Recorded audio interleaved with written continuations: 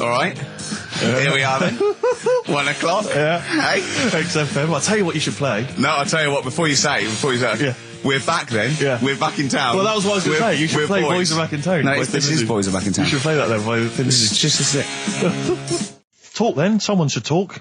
It's obviously already a shambles. Can you believe that? I'm amazed that we're back on the air and it's already a shambles. What are you doing? What? What are you talking about? I'm talking. No one was speaking. The record was ending. No one was speaking. It was just. Well, I might shut off. Already, I might shut off. It's like nothing's changed. Boys Are Back in Town on XFM 104.9. We're back then, aren't we, Carl? I'm Ricky Gervais, with me Stephen Merchant and Karl Pilkington.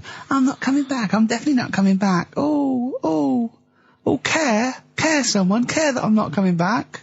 Rick, I seem to remember the end of the last time we were on. What was that, 3 months ago? Yeah, 3 months ago. Carl said he's never going to do the show again. There was nothing that was going to bring him back. Yeah. He didn't enjoy it, wasn't going to do it.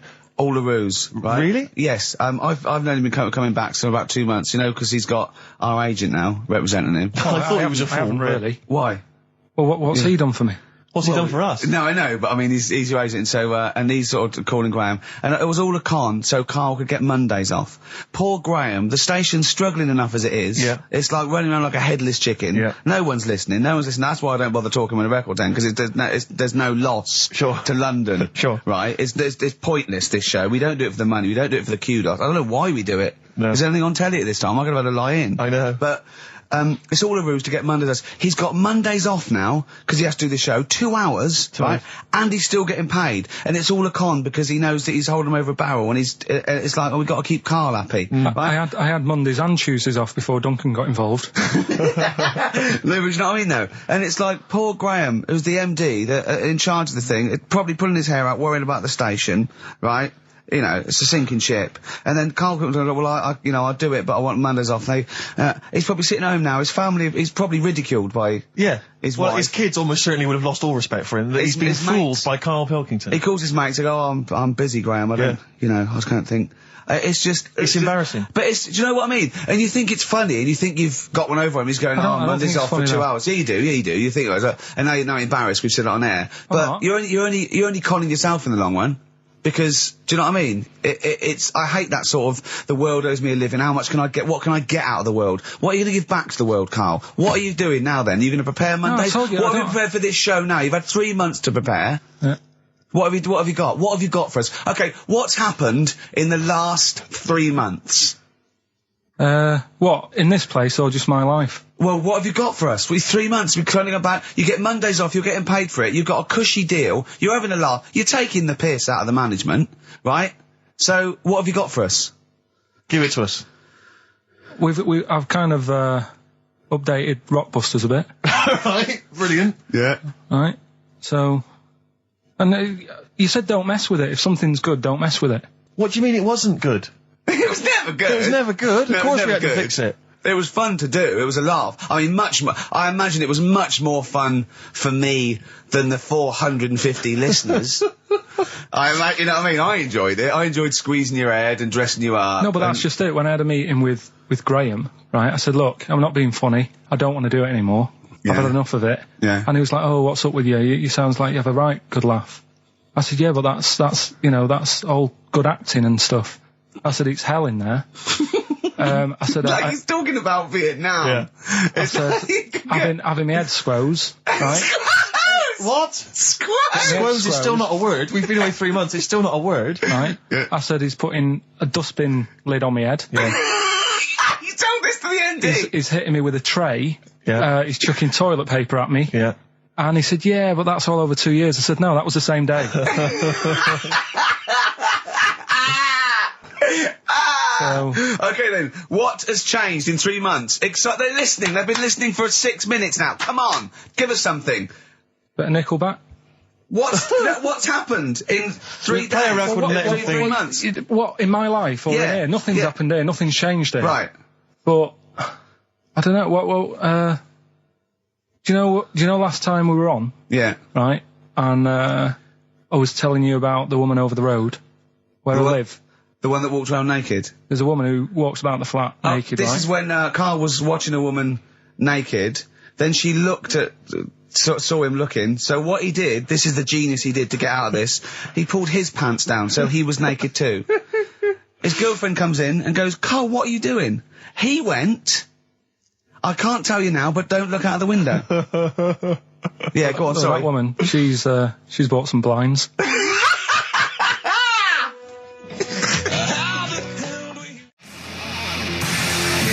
Darkness. I believe in a thing called love on XFM 104.9. I'm Ricky Gervais. You're Steve Merchant. Sure. That's little Karl Pilkington over there. Where is he? There he is. There he is, yeah. All right. Yeah. Hey. Back together again. The old gang. Yeah, it started last week. Yeah, I think triumphant return. I think it went well last week, didn't it, Carl? Good show, wasn't it? You loved it, didn't you, Carl? Brilliant, right? Yeah? Yeah. Now, you weren't speaking to Suzanne last week at this time because you said she had a haircut, probably quite an expensive haircut. She's a lady in media. She's got to look good. She probably doesn't go to the barber like you or just shave it at home. Probably spent quite a little bit of money on it. She came home. She thought, well, my sweetheart, my lover, my sweetheart, you know what I mean? The man in my life is gonna love this. Well, he adores everything about me. He's gonna love my hair. She walked in. Hello, Carl. All right. You look like Dave Hill from Slade. Is what you said to the poor woman. And then talked about it on air. She was furious about that. So what did you do? Carl? She did listen, yeah. She wasn't happy. And she heard you slagging her hair off? Yeah. What so this is probably annoying her now. Well, no, it doesn't matter. We can do a lot today because she's at work. So, and of course, no one's going to tell her. Let's have a chat about a fat arse, shall we? Hold on. Oh, dear. Oh, dear. You are in so much trouble. That's... Look, he's realised he is a little bit worried. Oh, didn't you go and buy her a coat or something? Took her out on Sunday and treated her to a new coat and that. Yeah. But I offered, I said as well, I said I'd pay to have it done again. Oh, no! Carl, you have... Oh, God! Oh, my... Christ. So she listened to the show. What did she say? You got home, she'd heard you slagging her hair off. Imagine that. He thinks that's a good thing. We've won the pools. Brilliant. What are we doing? Well, you can have facial surgery now, love. It's sort of like... It's just... Christ. You offered to have it done again. Unbelievable. Yeah. But I got home and she's like, being moody with me, right? Yeah. You thought something's wrong, she must have listened to the show when I was slagging off her hair. Well, his first thought was she's probably looked at herself in the mirror. She agrees with me. Yeah, that barber's been round again. Yeah. And she just said, that wasn't very nice of you, was it? Oh. So I just said, hang on a minute. I said, that's what we do on the show. When I'm slagging off, Chinese people looking old or whatever, I said, you never interfere. Sure. I love the fact. She's got to get her priorities right. I love the fact that she's in the same queue as a billion people you've never met. Yeah. That's fantastic. She's in the same queue. Well, you didn't complain when I was slagging off. Carl, I don't think Carl has ever admitted he might be in the wrong. Ever. Certainly not to you or I. So did you admit... That is so true. Isn't it? That is so true. He's never admitted that he might be in the wrong. So did you, in this instance, agree that maybe you'd overstepped the mark? No, I just said she took it badly. Do you know what I mean? It's only a haircut. Yeah. Yeah. Well, Steve, you haven't seen it, so you can't start interfering on this one. No, okay. No, I haven't seen it, but I very much doubt she looks like Dave Hill from Slade, who, if I'm unless I'm mistaken, used to cut his hair with garden shears blindfolded. Well. So, you know what I mean? And did her teeth stick out and she started speaking with a Brummie accent as well? I've got used to it now anyway. So, and so did you bought? So at some point you came crawling back and you said, "Do you want me to buy you a coat?" I just said, "Let's leave that. Let's go out and have a good weekend." Sure, but get your hat before we go. And treated her to a new coat and that. It's a nice coat, so people will look at that rather than looking at the head. So does it do flash? It's got obscenities across the back. If anyone who knows Carl's girlfriend is listening, tell her. And maybe you're a work colleague and you're listening to the show. Because I think this is terrible. Get her to phone him now. Get her to phone him now. I mean, forget the phone on the XFM number. What's the fat arse complaint line? Because you are in deep shade. That's Michael Stipe and his boys from Rapid Eye Movement. Bad day. I hope you're not having a bad day. It's Saturday. It's 1:05. I'm Ricky Gervais with me, Steve Merchant and Karl Pilkington on XFM 104.9. Big up and a big thank you to Alex Zane for the last 3 hours. I could do How long it. could you keep going with That's that? it. That's it? That is it. Because you see, Alex Zane, we came in while he was doing his last link, and he's an absolute pro. He really is. I was watching him, and he was, at home, you probably think that he's giving you his full attention. He's not. He was looking through a listings magazine, probably figuring out what movie or theatre piece he's going to check out, with a lady later. Yeah. Probably going to cruise down there with a couple of, chicks. And he really is an absolute pro. Yeah. Looking at you, Ricky, and it's you can sustain it for a while. Yeah. You're a talented performer, but it's sort of, I don't know what it is. Is it concentration with you? It just ebbs away almost instantly. And you try and do 2 things, 3 things at once, but normally on air, that's you eating, picking fluff out of your belly button. I never once, when we were on the set, we were filming The Office, and I'm trying to put off actors, just coming up ways, instead of remember lines, coming up ways to sort of ruin the shot or make them laugh. And you came out and went, Rick, it's like having your own TV show isn't interesting enough for you. Yeah. Just concentrate, it's lunch in an hour. Yeah. I went, all right. Well, the radio show, even less so. I mean, you really can't be bored. How long do you think your interest you sustain your interest? I came in too early because I got bored just before we came on air. Sure, okay. I came in too early. I got to stop getting the cabs early. Yeah, so you're bored now. I think I've got to get about 5 to 1, and then I think that'll last me till about 1:30. Again, as he was saying that, he's not giving you his attention. He was kind of leaning back. He's put his feet up now on the desk. Haven't I? And this CD rack's in the way. Sure. Well, you get yourself comfortable now. Get yourself settled. And then sort of... Because a lot of people will move the... There's the microphone moving now. That's the squeaking going on. You've broken the CD rack. You could actually, of course, you could move the CD rack by getting up and moving it. No, that's too much effort. You've got to try and do that whilst angled on the seat. I'm nearly laying down. It's almost horizontal. It's the most you can get.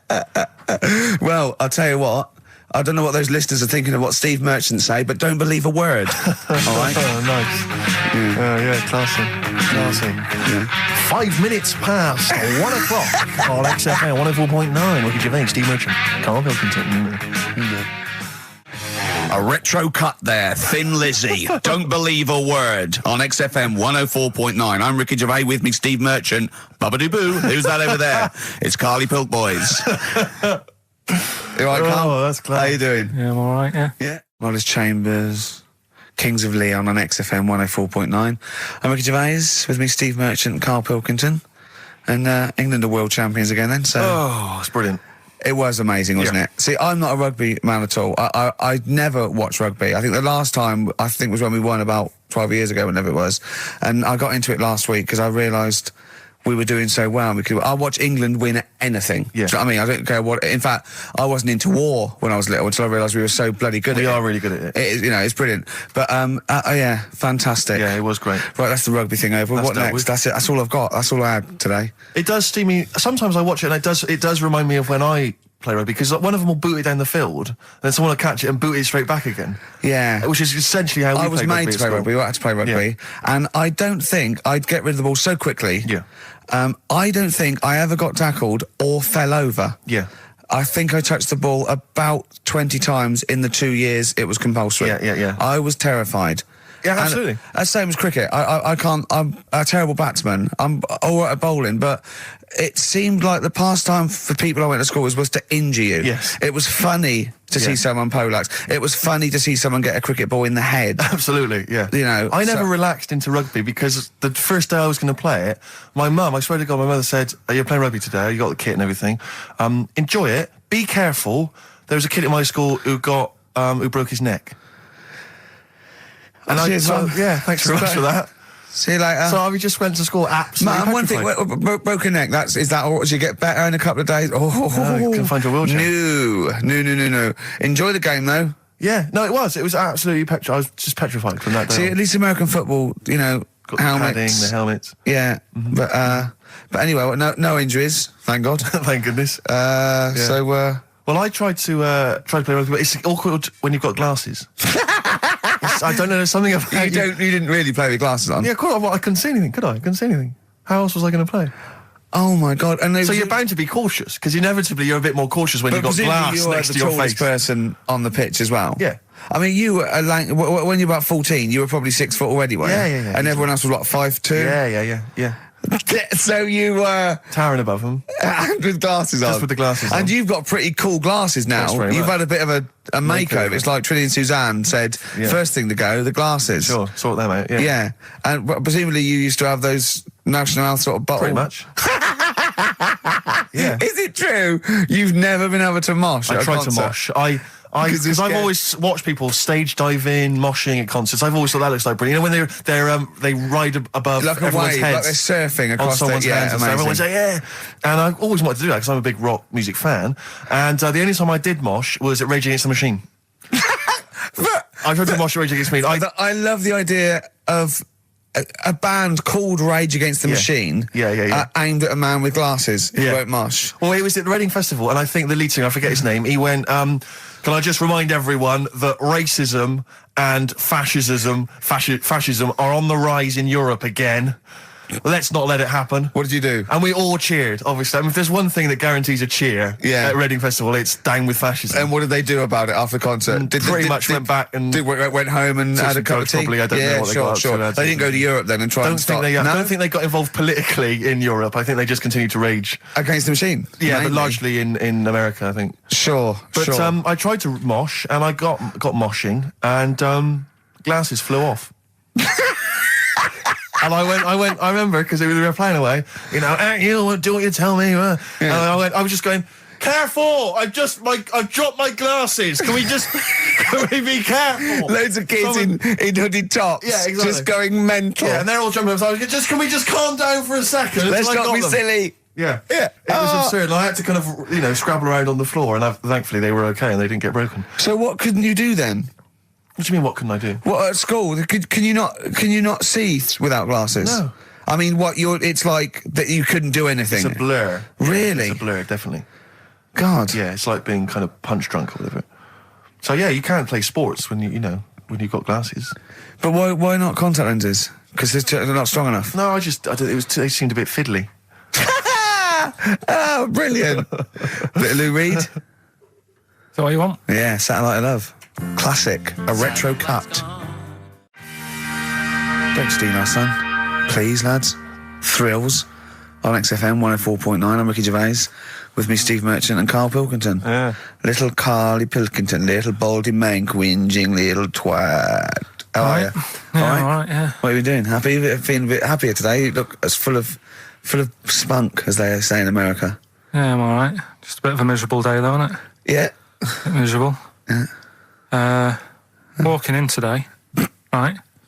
Do you know I walked through, like, the sort of the gay district of London and that? Right. You don't walk, you mince, don't you? Well, just walking through on the way to work, and I'm always interested in their little shops and stuff that they have, right? Loads of... their little shops. That's no be ashamed of. If you want to go in and buy something, go in and buy something. I'm just having a look at, looking in the windows and stuff. Little postcard just near the entrance. Yeah. That's meant to tease people in, to make people go, that sounds good, I'll nip in. Right?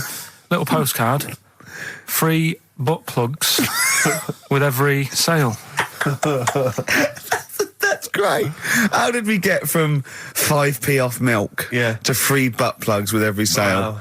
What society come to? Well, it's because we're liberated, Rick. Yeah. It's an open society. What did you buy to get them? You didn't buy... No, I didn't. But what's the purpose? What, of the poster or of butt plugs? Butt plugs. Because I really honestly You don't... shove them up your arse, don't you? Whoa, slow down, bum. Shove them up your bum. Yeah. But when? Is that just like when you're doing whatever, doing stuff around the house? Or? I think it's not to keep things out. Is it like you would use a plug in the sink to keep, the water in the sink? Oh, if you're not gay. Get that? Oh, yeah. No, I know what you mean, yeah. I don't know. No entry. What is it? I mean, I don't understand what that's for. I don't know. I assume it either feels good or are they... well, I've got to be careful here. Or are they sort of like breaking it in? Right, yeah. Do you know what I mean? Like it's like a shoehorn. Sure. or It's like when you stick paper in your shoes if they're a bit tight. Or those people who sort of like put little bits of wood in their lips, and then as soon they've got big plates in their lips. Yeah. Same as the butt plug. It means you can, you're ready for anything. I don't know, do I?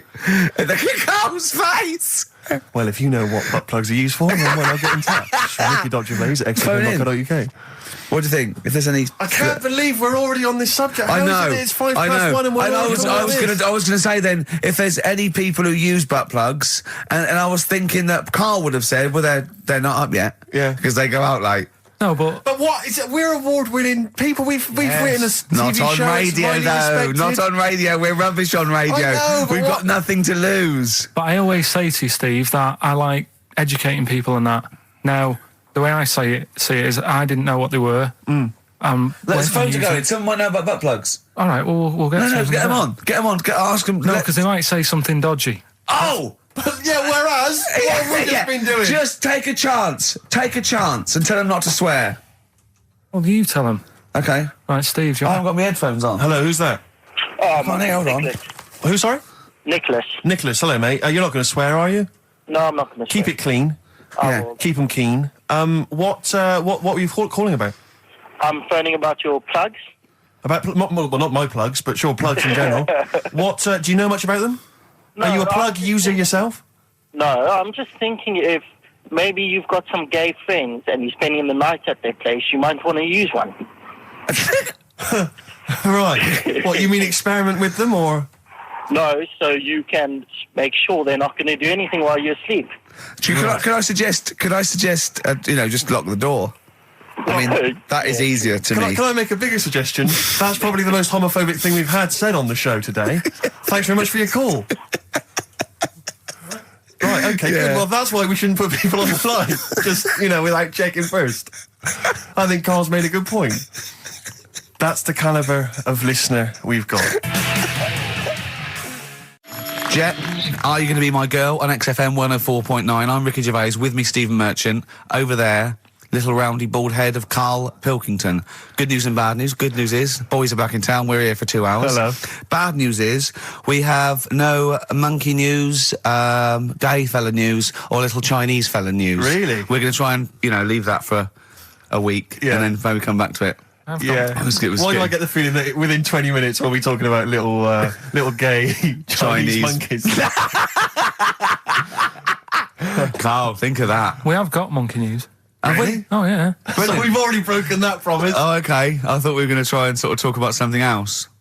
I've just done Jonathan Ross show, and they don't talk about the same things every week. It's weird.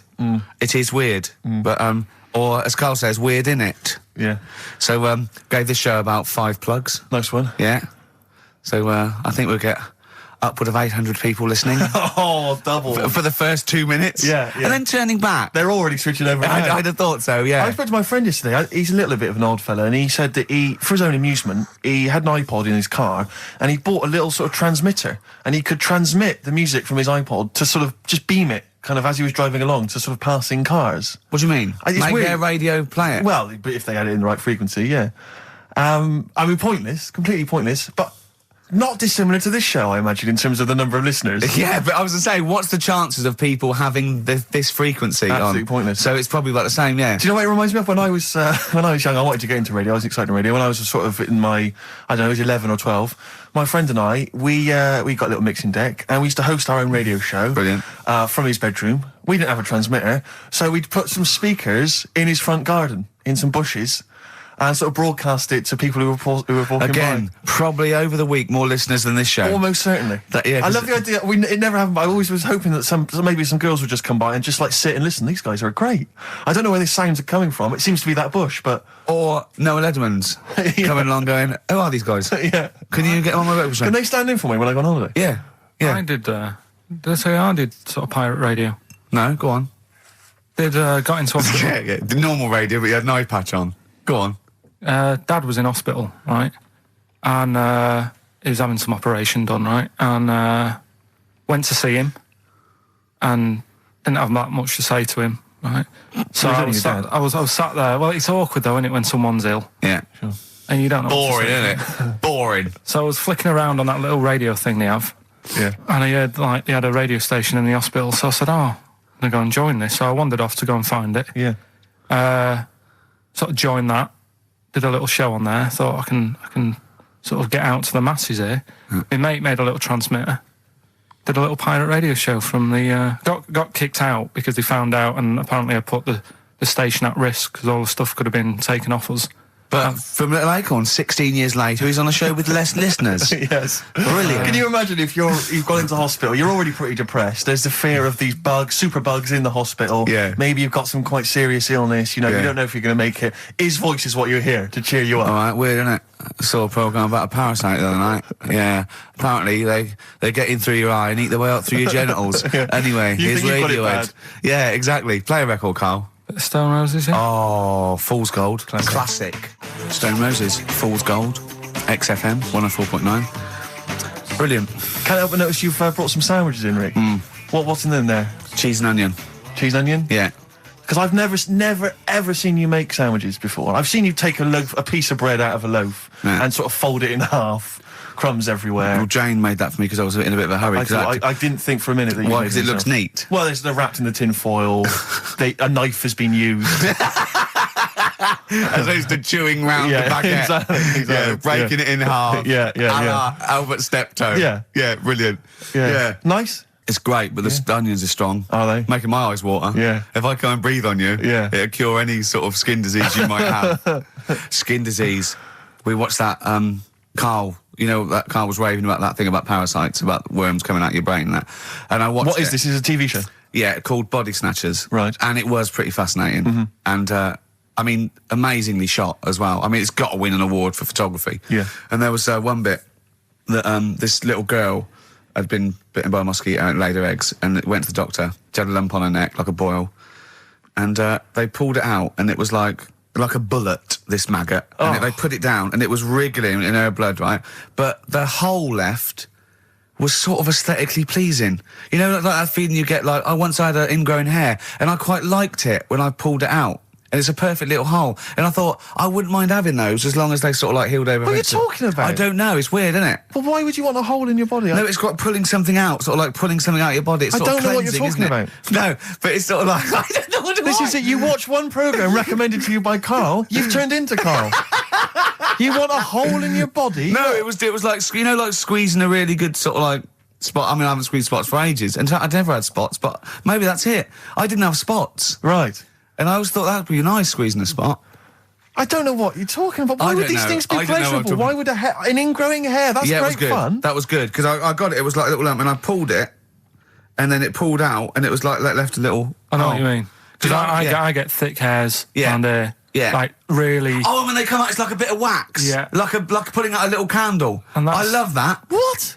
Yeah. Because I've got not much hair on my head, no. Right? It sort of grows thicker on my face. No, not true. Sure, but go on. Yeah. No, it does. Not true, baby. Go on. No evidence for that. Just made it up. So it grows sort of thicker on my neck and that, and now and again I'll see like something that's like a twig. Right, it's really thick. Yeah, you feel it, and then you think, oh, I'm going to have that, and then you work at it, and then when you get hold of it, it's brilliant. It's like pulling out, it's fantastic. It's waxy and build up, and it pulls it out, and it stretches your skin, and it leaves a hole. I've just realised why we talk about Chinese people, monkeys and gays every week. Why? Because this is the sort of replacement. This is what we've got if we're not talking about them. But it was great as well. And there's this parasite, right, that lives in a fish, right? And what it does... it changes the fish's behaviour. Because to breed, it has to get its body temperature up, so it has to get into a bird. Right? What needs to get into the bird? The fish? Parasite. To the parasite needs to get into a bird, yeah. Right. So it changes the behaviour of the stickleback, and it makes the stickleback sort of suicidal. So the stickleback doesn't flee when it sees a heron, it gets caught. Right. Because this stickleback has changed its behaviour. Carl didn't quite understand this, I still don't really get it. I watched it, and you see like the fat fish and that, and you go, oh, it's not well. But I don't understand. Well, all it does is, it has to get into a bird because it has to breed, to lay its eggs, it has to have a raise of body temperature. So a fish is cold-blooded, so it has to get into a bird which is warm-blooded. There's lots of things, there's certain things at that level. Why is it doing that? Because it needs the temperature. It needs the heat energy for its reaction. Just like, for example, that's why your balls are on the outside. Because the cells have to be a certain temperature to survive. I don't know if it's the sperm or Sertoli cells, but they have to be a couple of degrees below body temperature. Otherwise, they'd be in a nice cage and we wouldn't get kicked in the nads. What do you mean? That's why your testicles are on the outside of your body. They have to be a couple of degrees below body temperature. Yeah, but that isn't why they're there. You see, this is like the chat we had last week about the giraffe having a long neck. What do you mean? They're there because that's where they happen to be. They didn't go right. But that's what evolution is. It's a selection process. It's not a will. The balls didn't say, look, I'm too hot, let's get us outside. Let's get outside of here. All right, hang on a minute then. What? So a little man monkey, right? Theirs are in the same place as ours. Yeah. But they're walking around naked, so it could be anywhere. They could be, like, on the back. It doesn't matter where they are. They call it... Well, they could be on the back, yeah. So why aren't they? This is a completely different... Steve! You started it! I wash my hands of the whole affair. And we're not only back to balls, but we're back to monkey balls. Yes. In one thing from about Parasites, we're back to monkey ball news. Yeah. And we're back to chimp testicle news. All right then, so this worms in a fish. Yeah. It's like a little platyhelminth. I think it's some sort of... But what I mean is, why are they about? What do you mean? They evolved. But why haven't they died out? Because they're very successful. Yeah. What do you mean? Yeah. What do you mean? Yeah. Tell me the brain event that made you say yeah in that 1 second gap. Because in a way I don't get it, and if I think about it too much, it hurts a bit.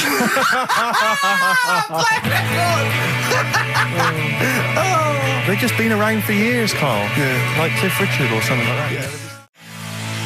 Roll Over DJ by Jet on XFM 104.9. I'm Ricky Gervais, with me Steve Merchant and Karl Pilkington. All right, Karl? Yeah. Bit miserable today, Karl. Let me explain why. Go on. Steve, and to you, the listeners.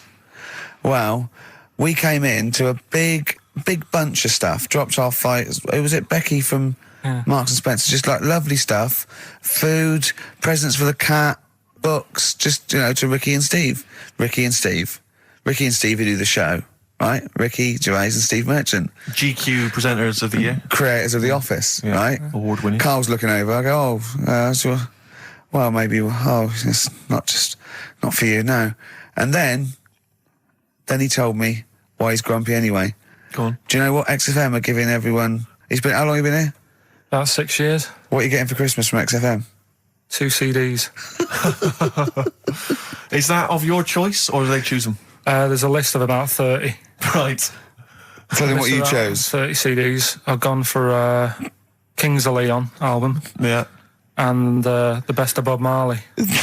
Haven't we given them away in the past or something? Or you could have burnt them off, couldn't you? You could have done copies. Illegal, but you could have done that anytime you wanted. I don't think Bob Marley minds if you bootleg his CDs.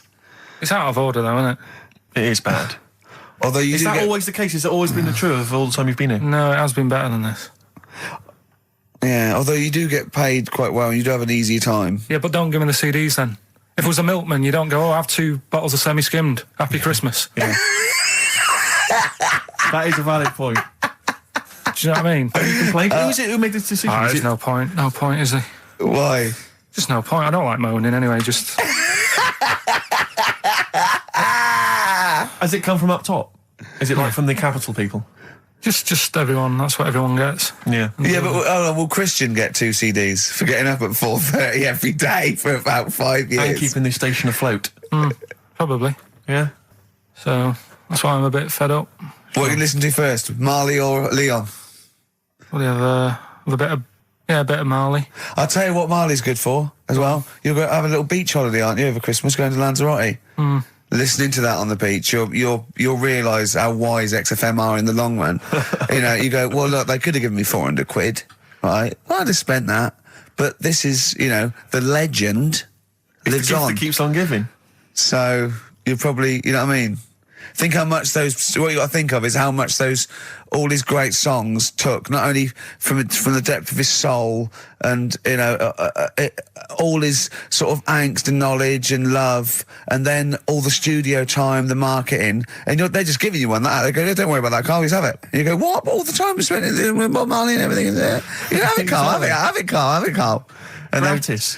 Yeah, have that. Thanks, well done. Carry on. We're still going to pay you for the work. Yeah. That's just something on top. Here's a little piece of Bob, free. Yeah, so don't moan, it's extra. So, they didn't have to give you it at all. Play a record, you ungrateful little swine. Some people, like the homeless, aren't getting anything this Christmas. This is my favourite Elvis Costello track of all time.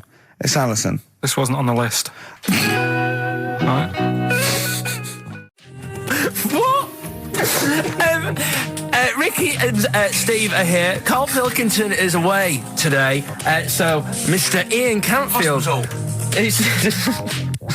Stop it! This is my signing off link. Right, look, I'm running into your show now and it's your fault. Mr. Ian Cantfield's with Ricky and Steve today.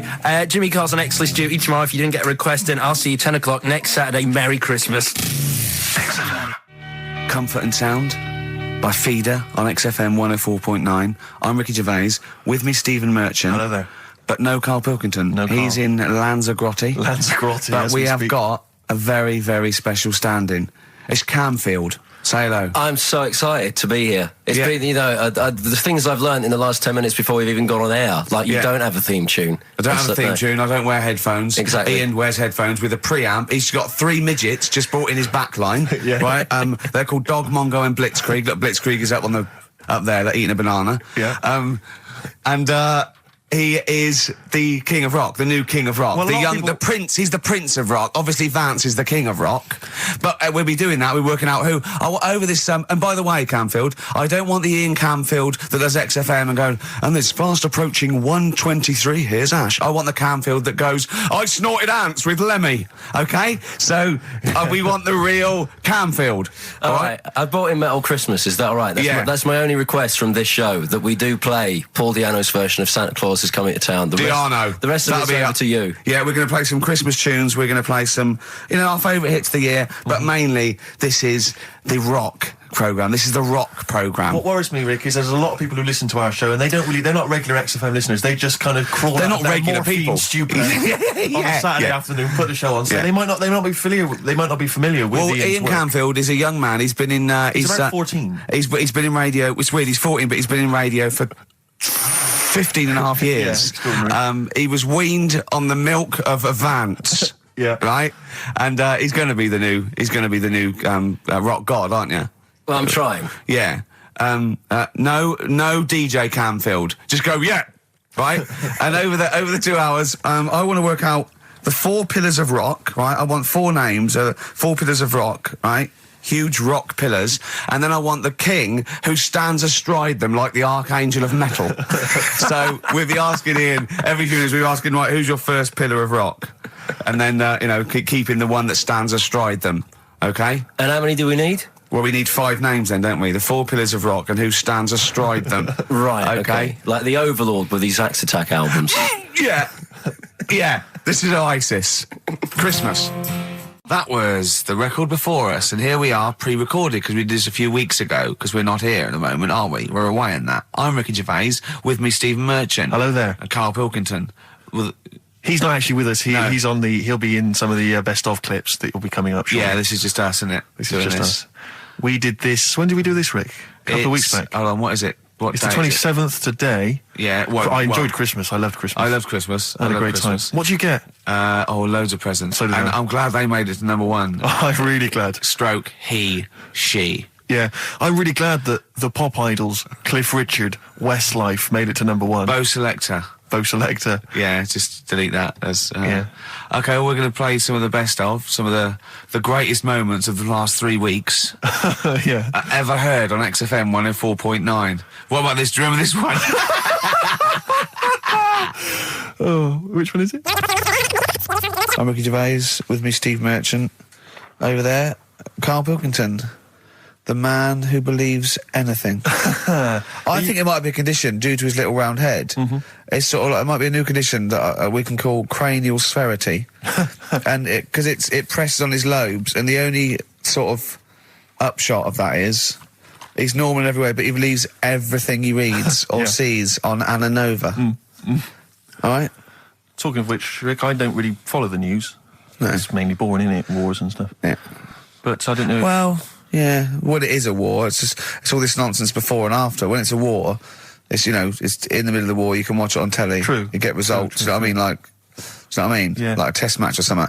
But it's all this just rubbish before and after. It drags on. This recent war seemed, I thought, just generally it was better presented than the previous one. Because I remember the first Gulf War, it was often during the night, and I couldn't stay up. Yeah, because I think the American had rights to it, like the Tyson fight, so we had to get it at 2 in the morning, exactly. Which is annoying. They had it at, their prime time and that. And a lot of it was in black and white as well, when the bombs went in. When the bombs going in. So, this time there seemed to be a lot more colourful stuff. Yeah, it's much better coverage. I think they should win awards. Yeah, well, I'd like for to see it. awards, So, like Channel 4 won for cricket. Yeah, I mean, a few times as well, I was quite pleased to see they actually had footage of the bombs exploding. Yeah.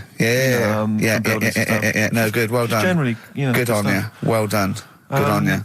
Yeah, it costs a lot though, doesn't it? It isn't a costly War's thing. a lot more. When you got something like, a Jimmy Carr game show, which probably costs about £100,000. Yeah. Like, half an hour war costs millions, It's almost as expensive as, like, Terminator 3 or something. Yeah.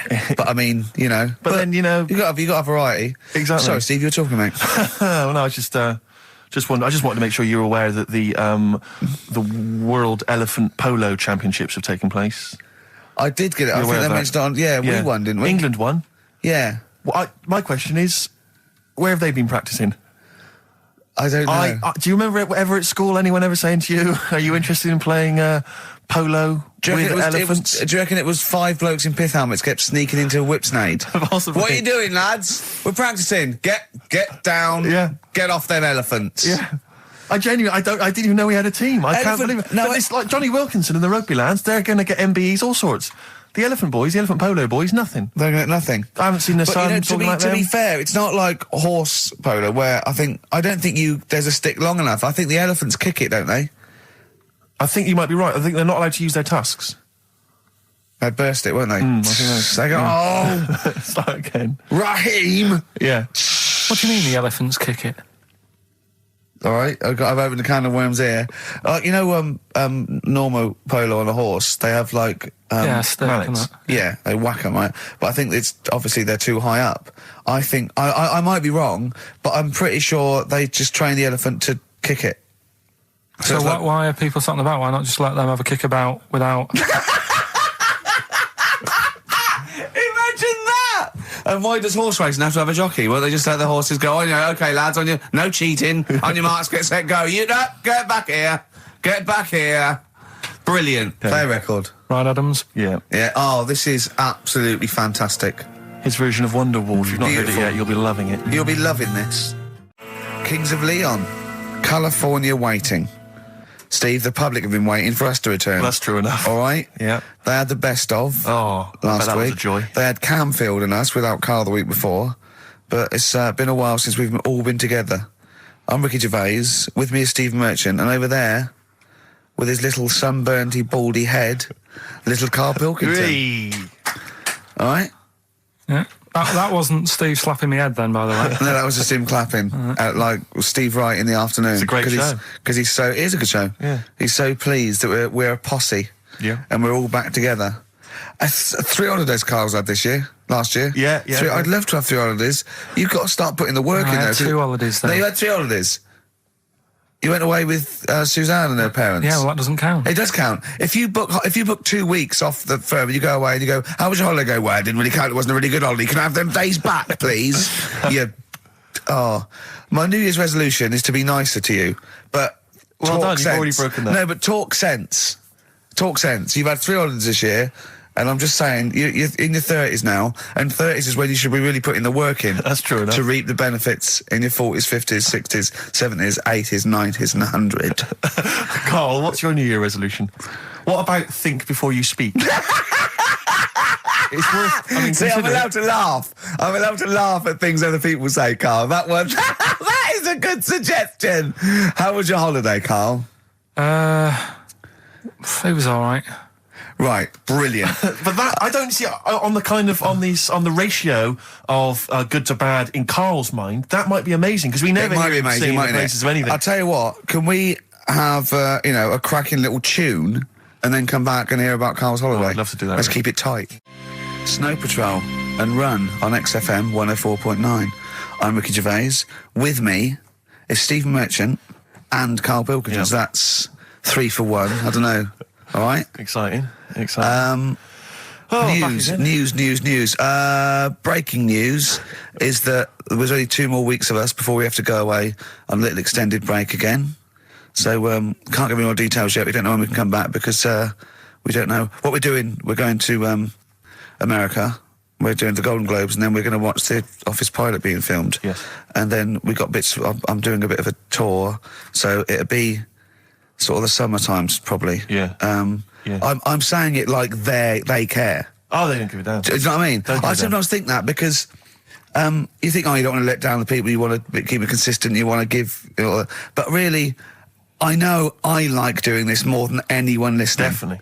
Do you know what I mean? Definitely. I love coming in. I love squeezing Carl's head. Yeah. I love playing some records. You know, I like sort of sitting in the room with you. I know you love it. Oh.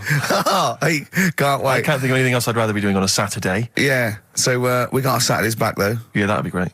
I mean, my alarm went off today, and I was a bit tired because we had a couple of drinks last night, didn't we? Last night, yeah. We had party. We were party animals. I've been looking for an office this week, as you know, and it's so stressful. Just walking around, just talking to agents and... right, okay. So my method is this, right? I walk around the area that I want to be in office in, because I don't want to hear anything else. I don't want to... You know what I mean? So I walk around... to be fair, it is about a square 500 yards. Yeah. Right? It's sort Your of... house is in the centre. yeah. I walk, And so I walk around and look at placards. I go, that's a nice office. And I phone them up. There's loads of different people I'm dealing with, right? And they went, oh, we got one in so-and-so street. I think it was 5th Street or something. I went, oh, yeah, I went along to... I'll see you there in 20 minutes. I got there. You were there, if you remember. I looked around and I said to Steve, it looks all right. There's no pawn shops or anything like that, right? And Steve went, well, it is next to a brothel. And I looked, and there on the next thing, like, you know, model, first floor, Susie, 03. I thought, and I phoned him and I said, do you know what? Don't bother coming here. No, I said, no. I said, because it's next to a brothel. He went, yeah. I went, right, okay. Just for future reference, I don't want an office literally next to a brothel, right? When I go to work, I don't want to walk past prostitutes. Call me old-fashioned. Yeah, right? as you're going into work, there's a prostitute. Yeah. Morning. Oh, she's got a cappuccino. Yeah, Starbucks, yeah. Business good? Yeah, it's a bit slow at the moment, but it picks up later this evening. Does it really? Good. And I said to him, I've got so my New Year's resolution is being like a little fascist when it comes to business. And I said, also future reference, no crack dens and no wild animals in the porch. And I just can't believe it. There's always something wrong. We went to one, right? It got there, right? And a woman said, oh, I'm new here. She didn't know what keys she was using. And she went, it's the 3rd floor. And she went, no point, we won't both get in the lift. I went, right, will you get a desk in the lift? Right, she went, I've got a chair in the lift before.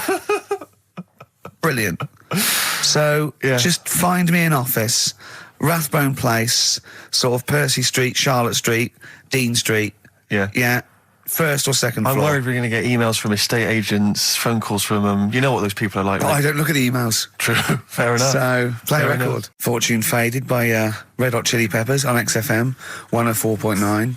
With Ricky Gervais, Stephen Merchant and Karl Pilkington for the last time. Yes, we've said that before, of course, so don't get your hopes up. Yeah, we've had some highs, some lows, some laughs, some tears. Karl, you concentrating? A lot of tears, mainly from the audiences. Yeah.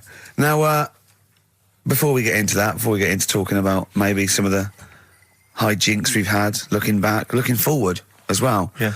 I came in, Karl was sitting at the desk, he went, all right? I went, all right, yeah.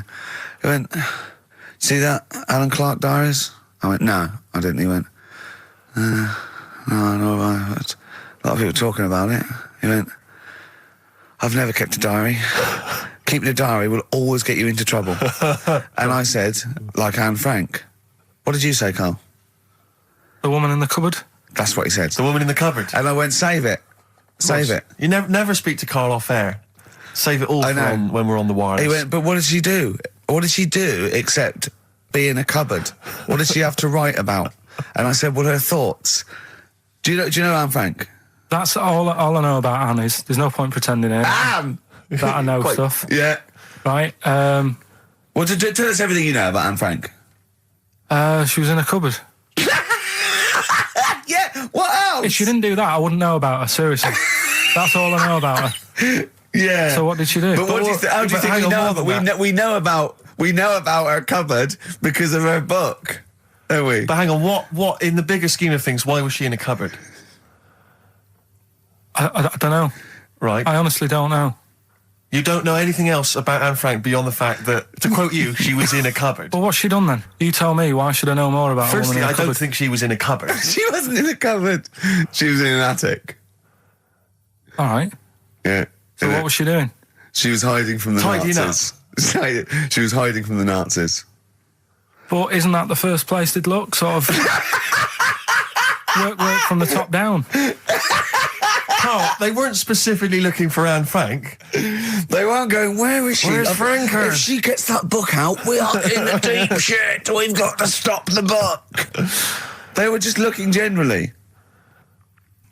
She was 13, 14, she was hiding, she was Jewish and she was hiding, lived in Amsterdam, didn't she? Yeah, as much of her family were having to hide, being helped by, friends, non-Jewish friends. In a cupboard. Cupboards, And how long did she sort of hide up there for? Until she was caught. Long enough to write a book. So she even got caught after all that?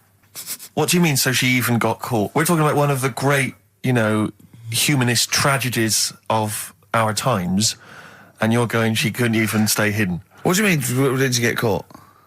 No, I'm just saying, it's not a great tip then, is it? Do you know what I mean? She didn't do it well. She didn't hide and say, well, I escaped it. Her diaries are not a manual on how to hide from people. It's not how to win at I don't know anything about her, and we might be going down some ground that's a bit dodgy. I don't know enough about it. Maybe it's best just leaving it. All I was saying is diaries, what do you do them for? Have you kept one, Steve? Never kept a diary, no. Right. I can understand your fear that it might get discovered, someone might read it, find out all about your inner secrets. Of course, the good thing about you is you tell everyone what you think about them. Yeah. Yeah, but... There was going to find a diary and go, oh, God. Can't believe it. Carl doesn't like my haircut. Yeah. Carl thinks I look like Dave Hill from Slade. Yeah, I told you that, didn't I? Yeah, I told you that. Do you think they'll last, though, diaries and that? No, because they were a bit of a time killer, weren't they? It was something to do at the end of the day, whereas now there's iPods and that. Do you know what I mean? It's fantastic. The iPod of Anne Frank. Yeah, no, that's what I mean. New from Sony. That'd be great, wouldn't it? All her greatest hits. Who could forget? Oh, well, dear. Leave that then. I didn't know it was that deep. I thought it was just like a, You thought it was like, didn't you? Adrian Mole type thing. Yeah, what are we doing?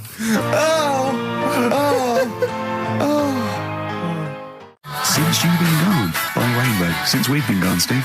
What's been going on, mate? Well, so much has happened, hasn't it, in the world? Politics and stuff. There's been an election and the like. I'm Ricky Gervais. With me, Steve Merchant, and our producer. I say producer. Karl Pilkington. All right. Yeah. Very good. We've been away for a while. I think the last show we did was January 2004. Yeah. And nothing's changed. Nothing's changed whatsoever. Nothing's been mended. I'm pretty sure I threw that away in the bin before I left. Yeah, there are some of your old bacon rinds from that sandwich. Yeah. The spare ribs on the floor. Yeah, nothing's changed at all. Oh, no, that's not true. The listenership's changed. It went down slightly, didn't it, on the last radio show? Well, I don't know. I don't know. Is that what happened? Did it go down slightly, Carl? A little bit, I think. I don't think XFM gets new listeners because I think what happens is, because the reason it goes down just very slightly each time is that their old listeners die. Yeah. Definitely. Old Cure fans dying of... Yeah, smack addictions. Gout. Yeah. But anyway, I haven't listened to this station for a year and a half, so that's increased by 1, which is probably quite a high percentage. Exactly. I suppose that my question, to you, Rick, would be, why now? Why have you come back now? I was a bit bored of sitting at home. Okay. Yeah. Because we're just here for 6 weeks. 6 weeks. Well, we're standing in for Adam and Joe, aren't we? Yeah. Yeah. How the tables have turned. I remember when they were standing in for us, but... Yeah. I don't know. But the only reason I'm here is because my housekeeper cleans between 1 and 3. Oh, right, that's a good idea. So I just got to get out of the house. And, Are they listening to XFM? Well, no, she doesn't speak English. I'm not made of money, Rick. Okay. If I can help out, a young immigrant lady, then I will do. And there are so many things I can do for her in so many ways. Yeah. But her, picking up my old tea towels and stuff is ideal. So that's why I'm here. But all I'm worried about is I think people kind of associate with the name Ricky Gervais. They associate a certain level of quality. Your live stand-up DVDs, there's a level of quality. You've put a lot of work into them. You've honed it. The TV work you've done, likewise. Should people expect the same from the radio show? Definitely not. No. Definitely not. those things that, you know, you sit down, we sit down, we write them for a long time, write them for a year maybe, then film them, and we worry about everything. This is, I'm not even sure I'm talking into the mic at the moment. I was actually doodling, as you saw there. Yeah. I'm eating a sandwich as we speak. Yeah. You know, although we do like music, that is true. That's absolutely right. Should we play some great records? Let's play a great record now. Coldplay, Speed of Sound. Steve, I know you like an insight to my musical taste, but that's my favourite Coldplay track of all time. I just thought I'd just throw that in. Not a fan of clocks? No, I think I've overplayed Parachutes a little bit, and but that's my favourite one. Like it. I'm afraid to say I'm a bit of a Philistine when it comes to Coldplay. That sounds the same as all the other ones. I'm sorry to say. Oh, you'll have to meet these boys one day. Yeah, well, I'll tell them to their face. I don't care. A little bit rock and roll. I don't care. Well, I'm Ricky Gervais. That little funny little Wurzel type voice over there is Stephen Merchant, and with us our producer Karl Pilkington. All right. All right. Whenever we say producer, of course, that is in inverted commas. Yeah. Done with the fingers. Well, he didn't have it. I wanted to play some off my iPod today to record it because they didn't have it here. It's a great track called Anthony and the Johnsons. He didn't even have the lead. He went, right, it's difficult. And he went, is it any good? I went, yeah, it's really good. He went, well, why haven't we got it here already then? That's the paradigm, is it? If XFM hasn't got it, it's no good. Four Non-Blondes doing well, is it? That's still in the cupboard, is it? Unbelievable. We're a little bit annoyed today, aren't we, actually? I'm really annoyed. Yeah. All that stuff we did last week, that Landau sent us some sparkling wine, and we thought, right, you shamelessly plugged it. Yeah. How many times you mentioned it? About 20 times. About 20 times. The finale was hitting Karl on the head with a cork. That's on the website, by the way. Okay. RickyGervais.com. Go there and see Karl being hit in the head with a cork, right? Yeah. We said, look, send us free stuff. We'll talk about it. Nothing. The cupboard literally is nothing. empty. The cupboard is bare. No one has thought. I tell you what, there's those guys from The Office. Yeah. Let's be honest, Rick. We are taste makers. We're opinion formers, you and I. Yeah. And you'd have thought if anyone was going to send us some free stuff. Yeah. You know, it makes me fume. And do you know what it is? It's because PR people and that, they've realised no one's listening. But not only are we going against all our principles and losing our dignity just for some free stuff. And integrity. Yeah. We're going against XFM policy because obviously they would have got thousands of pounds for Landau to be mentioned last week. 20 times. No, it wouldn't. It's 40 quid, isn't it? Right? It's 40 quid. Yeah. 40 quid for a 9-minute advert. Exactly. So advertise your quality stuff here. Yeah. Jeff's Garage. Cheaper than some other garages. Anyway, actually, if there is we play an advert once for a tattoo parlour? Yeah. Do you remember that? I'm sure we played an advert for a tattoo parlour. What tattoo parlour can afford to advertise on a radio station? Unless it's a tin pot one like this. Oh, God. Oh, got some good music today, though, Steve. Oh, really? I hope so. I'll be the judge of that. Go on. AC/DC. Oh. An Honest Mistake by The Bravery on XFM 104.9. I'm Ricky Gervais, with me Stephen Merchant and Karl Pilkington, our producer. In inverted commas, heat put. Yeah. They know. How are you doing, all right, Karl? Yeah, didn't they also write something about me, bald round head? Yes, perfectly round little bald man head, they said, so... Because you need to know that when you listen to the radio on that. Really matters what my hair's doing. Your hair, have you given it a little polish? Because you look like a cue ball at the moment, and you've had a shave in it. I've never seen such a round head. It actually looks like a plate with ears. Yeah, well, for those that have never seen Karl, I actually, if you remember, I think he looks a little bit like Mr. Spoon from Button Moon. He does. If you've never seen that show, and also he looks like, you know when they say they find with a little 4-foot human and it's actually 500,000 years old and they give it a name and it's the first, Australopithecus into. Right? He looks like one of them as well. Perfectly round little. He is the missing link. He looks half human, half monkey. Because he's got a slight slouch as well. So it's those pictures where you see it going from an ape to a man. He's one of those in the middle. Yeah, and of course his monkey hands, his hairy little wrist to those skinny little things that you can get oranges out of holes with. And it's unbelievable. Why are you so all shaved and polished and everything? Got a wedding. What? Got to go to a wedding today, so thought I'd, clean myself up a bit.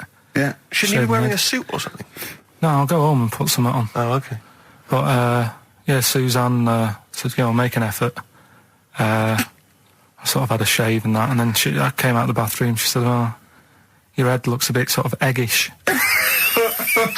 She's right. She always worries about when I have a shave, because I just, That's your girlfriend, Karl.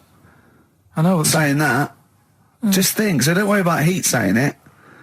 The funny thing is, it's Boyd Hilton, I think, of Heat that wrote it. And he's got a little bald head. Yeah, no, don't slag him off. Yeah, but on the end of his review, does it say, you know, written by Baldy Boyd? No, because it doesn't matter, it's a magazine. Don't worry about it. Looking forward to the wedding? A bit boring, isn't it? But you gotta do it. They've probably listening. Should we do a shot? No, it'll be a great day for them, but I know what will happen. Suzanne will see, you know, all the fuss and that, and then she'll get ideas and have to let her down and all that. Why is it you don't want to get married again? I always forget. It's just... who's it for at the end of the day? I've been with Suzanne for 11 years, right? Sure. We're happy. Well, I am. That's what counts. You're never happy.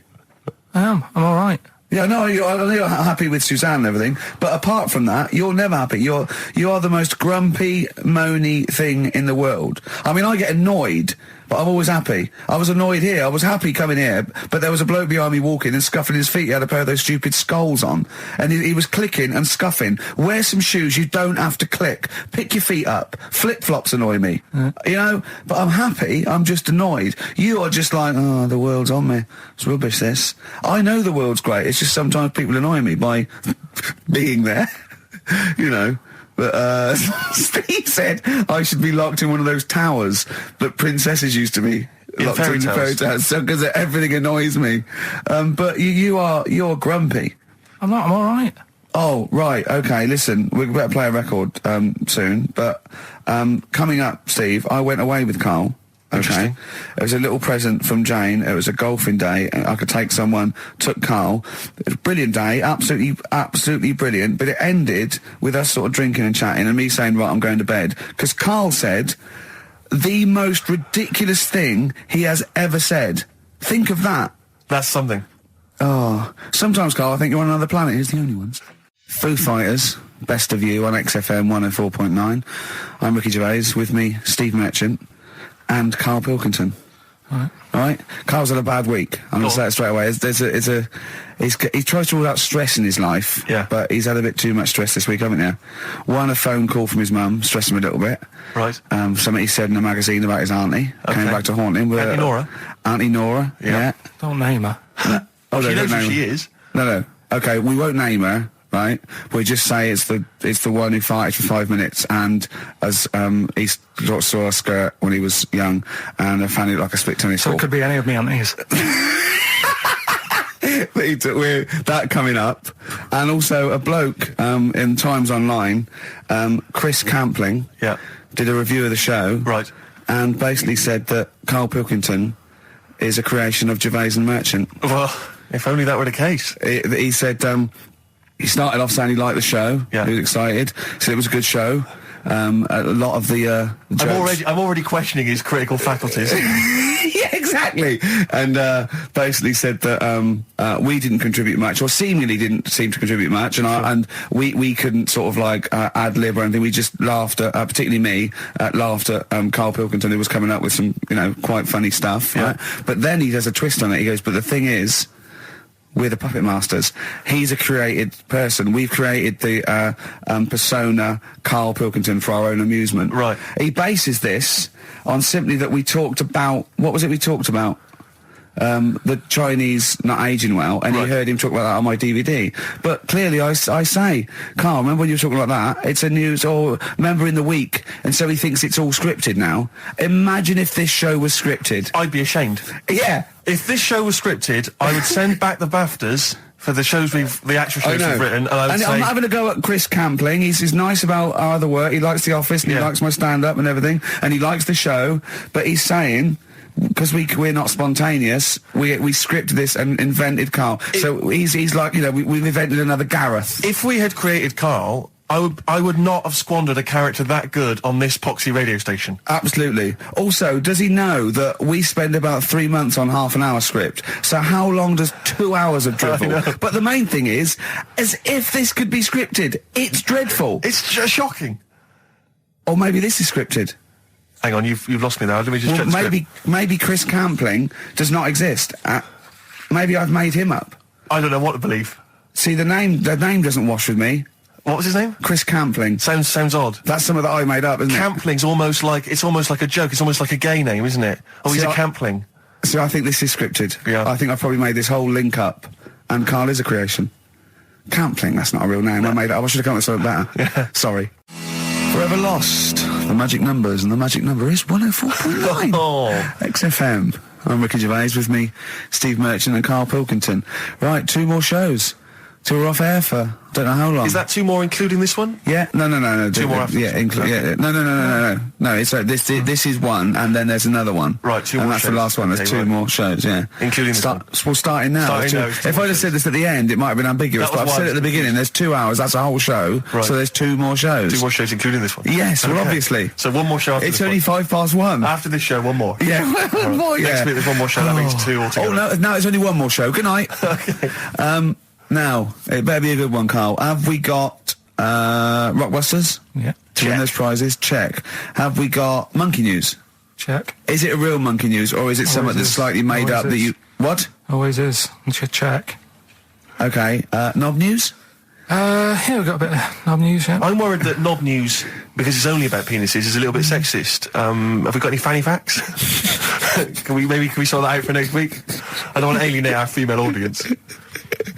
Welcome to Minge London.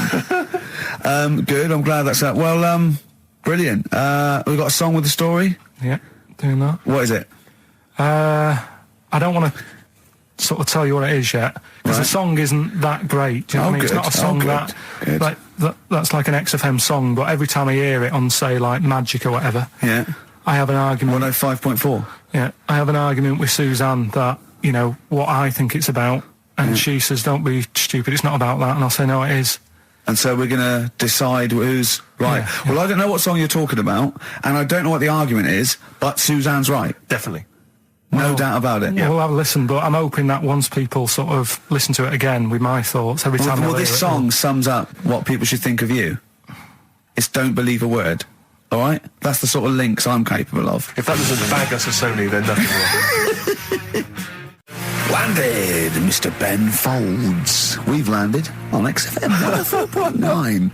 Ricky Gervais, Steve Merchant, and little Karl Pilkington, and his magical little manky round baldy head. He was described as a wacky mank in one of the papers this week. Really? Brilliant. Well, remember we were talking about it last week, about he came round to my house, and I popped out my Mr. Johnson, sure, to take a little look at. And his 2 That made daughters. the papers. That made the papers. Wow. What paper? It wasn't front page of the Times. It must have been like the Daily Star or something. Just squeeze Live 8 on the second page.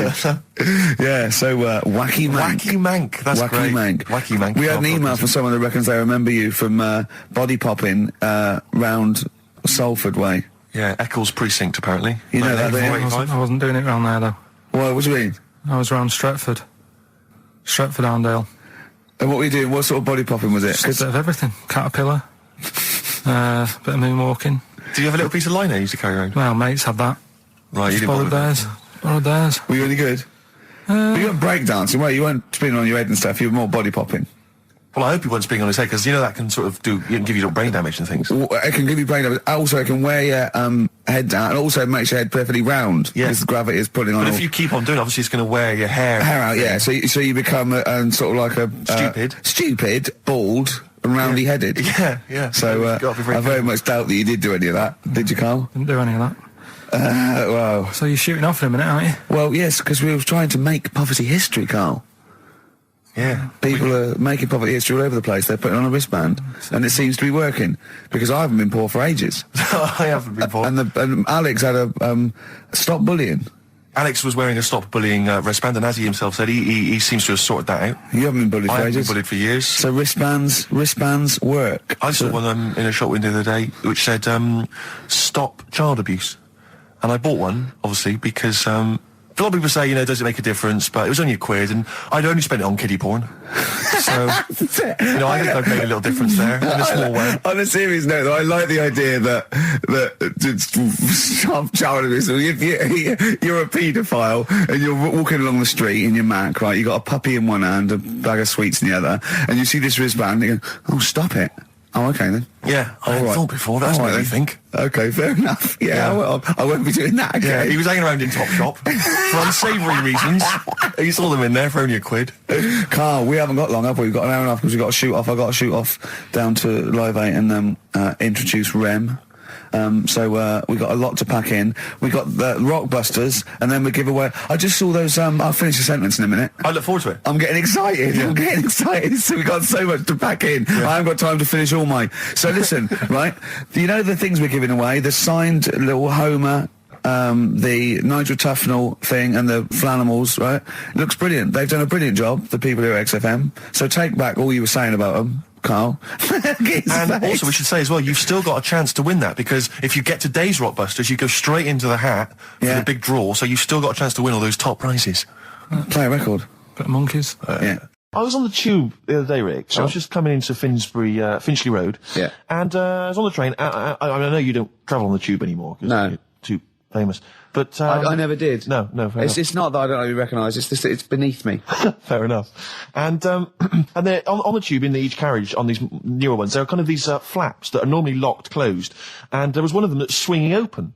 And inside there were various buttons like on, off, self-destruct, whatever. But seriously, like doors operating. Train quicker. Exactly. And you were thinking, like, you don't want some, kind of oik, sort of fiddling around pressing buttons and stuff. It could be quite dangerous. Yeah. So I got off of Fincher and I thought, I'll be a good commuter. I'll mention this to the staff. And they'll probably, they'll thank me for it. And if it's an attractive young staff member, I mean, they never are on the tube. Have you ever seen an attractive member of staff at a tube station? Oh, come on, steady. They are such freaks. I mean, I know that's the pot kettle black. They're all from Devon, apparently. They're grotesque people, really. All right, steady on. And so anyway, I went up to this guy. I thought the uniforms don't help, though, do they? They don't. It's pretty grim. And so I went up to this guy. I said to him, "Excuse me, I was just on a train there, and there was a flap open. I could see all these buttons and things." He went, "Right." I was like, "Yeah, well, I just think, it might be, wandering hands, a small child or something." Yeah. Right. Small child. He went, what carriage was it? I said, well, I don't really know what carriage it was. I just, maybe at the next stop someone should come and check. He went, well, how are they going to check if they don't know what carriage it's in? And at that point, I just wanted to smack him in the face. I just thought, I'm in a hurry. I've got no reason. There's no gain for me about telling this. It's not going to help me out in any way, not financially, nothing. I'm just trying to help you out, and that's your attitude. And I was absolutely livid. I'm getting so intolerant in my old age. I won't. What about the fact that the world's tallest man is living in a semi in Neasden? It's all right, isn't it? Something that someone told me in the week is that, do you know all these tall people like this guy? Yeah. Which is a bit weird they've only just found him, considering he's the tallest man. I mean, that's a bit weird. Yeah. Someone genius. told me that, do you know the guy who was in James Bond, the big bloke? Yes. Jaws. He's got the same illness as this bloke. Right. And what it is... It's called tall. It's something about... You're suffering from tall. You've got a small tumour or something just behind this part of your head. Yes. Oh, yeah. Just sort of in the middle of your eyes. Yeah. And the pressure on that makes you grow really tall or something. Yeah. So he needs to get it sorted. That's your advice to him. Yeah. Get it sorted. Okay, very finally, Carl, this is important. This is just projecting into the future. Get it sorted. Just projecting into the future now, K-Man. Have you seen that man in a jar without a brain? Sorry, is that something? Is that a product you can buy in like Sainsbury's? Is it a dream you had yesterday? And you wondered if you could. Can I? Yes, hello. Could you make my dream into reality, please? Oh, we can't actually, sir. In plastic would be good. Sorry, what do you mean? In the future, you'll be able to download your dreams and then just like act them out again, probably in the year 2000 or something. Soothsayer. No, there's some museum somewhere. Yeah. That's got this little fella who was born without a brain, and he's in a jar, and it's just that he's got a really round head. Right. And when I saw this picture, I thought, God, it just reminded me of this little fella in a jar. Oh, and what do you mean he's born without a brain? He was born without a brain. So it's a baby? It's not a little fella.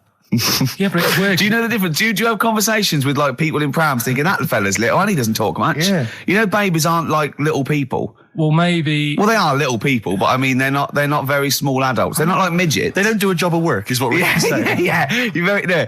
What do you mean? I didn't read about it. I just saw the picture. And this is where you're going wrong, Carl. This is always your mistake. You see the picture, you don't read the little caption. But what do you mean? How did you think? Guess at what you think the meaning. But how did you know he didn't have a brain? He said something like the brainless man. Yeah, but people say that about you. It doesn't mean you haven't got a spinal cord. I bet somebody's seen it and knows what I mean. It's a famous picture. Right, call in 08700 800 1234. Once again, you win a prize if you can tell us what Karl is talking about. Just in general. It's an ongoing competition. We're trying to find some CDs to anyone who knows what Karl is talking about.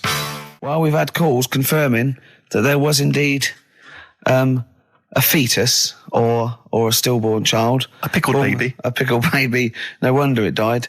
Born without a brain. But everyone has, pointed out that it wasn't a little fella. It certainly wasn't a little fella.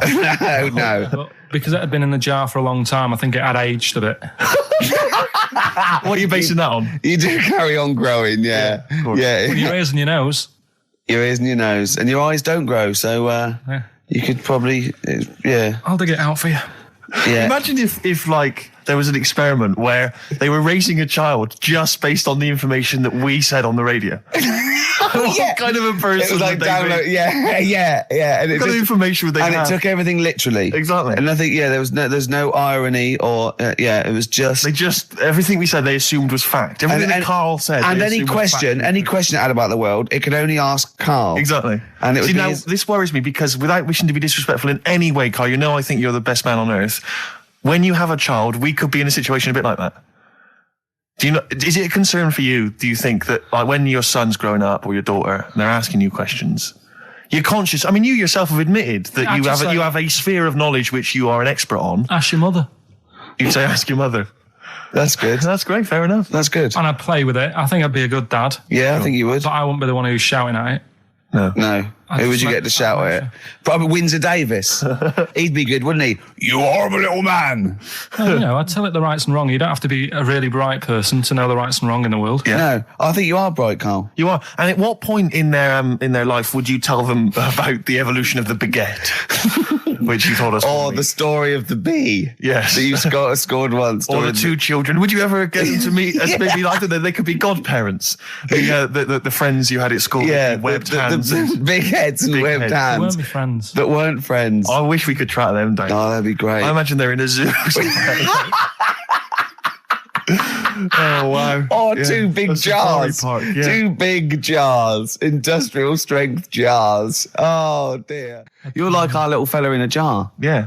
That's what we should do with you over the 3 months. Keep it in a jar. And we can have it in alternate weeks. Like step parents or whatever. Yeah, that'd be great, wouldn't it? Brilliant. Just you can. Me and Steve will fight for custody. Yeah, it'll be a big jar though. You can put stuff in there. You can have it. Won't be like full of water or vinegar or whatever they do. Or you won't become pickled, Karl. No. It'd be like an big air chamber, and you're sat there, and it'd be like a little. What would it be, an armchair or something?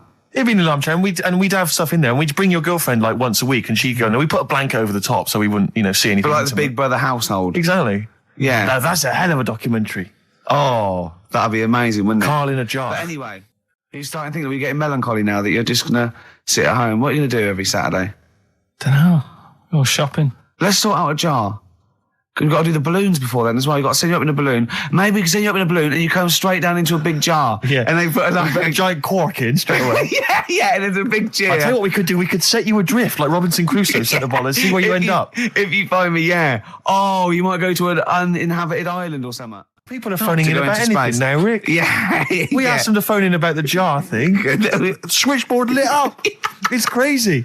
You asked them to phone in about something sensible, like Che Guevara or the life of Winston Churchill. There's nothing. That is really a demographic sort of snapshot of our fans, our audience. Ask them about a dead baby without a brain. Oh yeah, and they're reaching with their phones. They don't mind what their bill is that much. We ask them for great quotes or something from the great philosophers. Nothing. They're just ask looking them at the where phone. to buy meths cheap. Straight on the phone. Oh, do you know? Someone just called in and said it's about putting. He went, "Hello." Karl answers the phones. And I said, "Hello." He went, "Hello." He said, "Yeah, about putting Karl in a big jar." And Karl went, "Go on." And the bloke went, "Well, then you could call him Karl Pilkington." And he went, "Thanks." I love the bothering. I like Karl Pilkington. That's lovely. That's so sweet. He spent 50p to tell you that, and you were worried. You just saw you going up in a balloon and landing in a jar again, didn't you? I always, if ever I've got like a question on anything, the internet's sat there and I can just go online and find out. The internet is good. It's brilliant. But it's not all verified. What do you mean?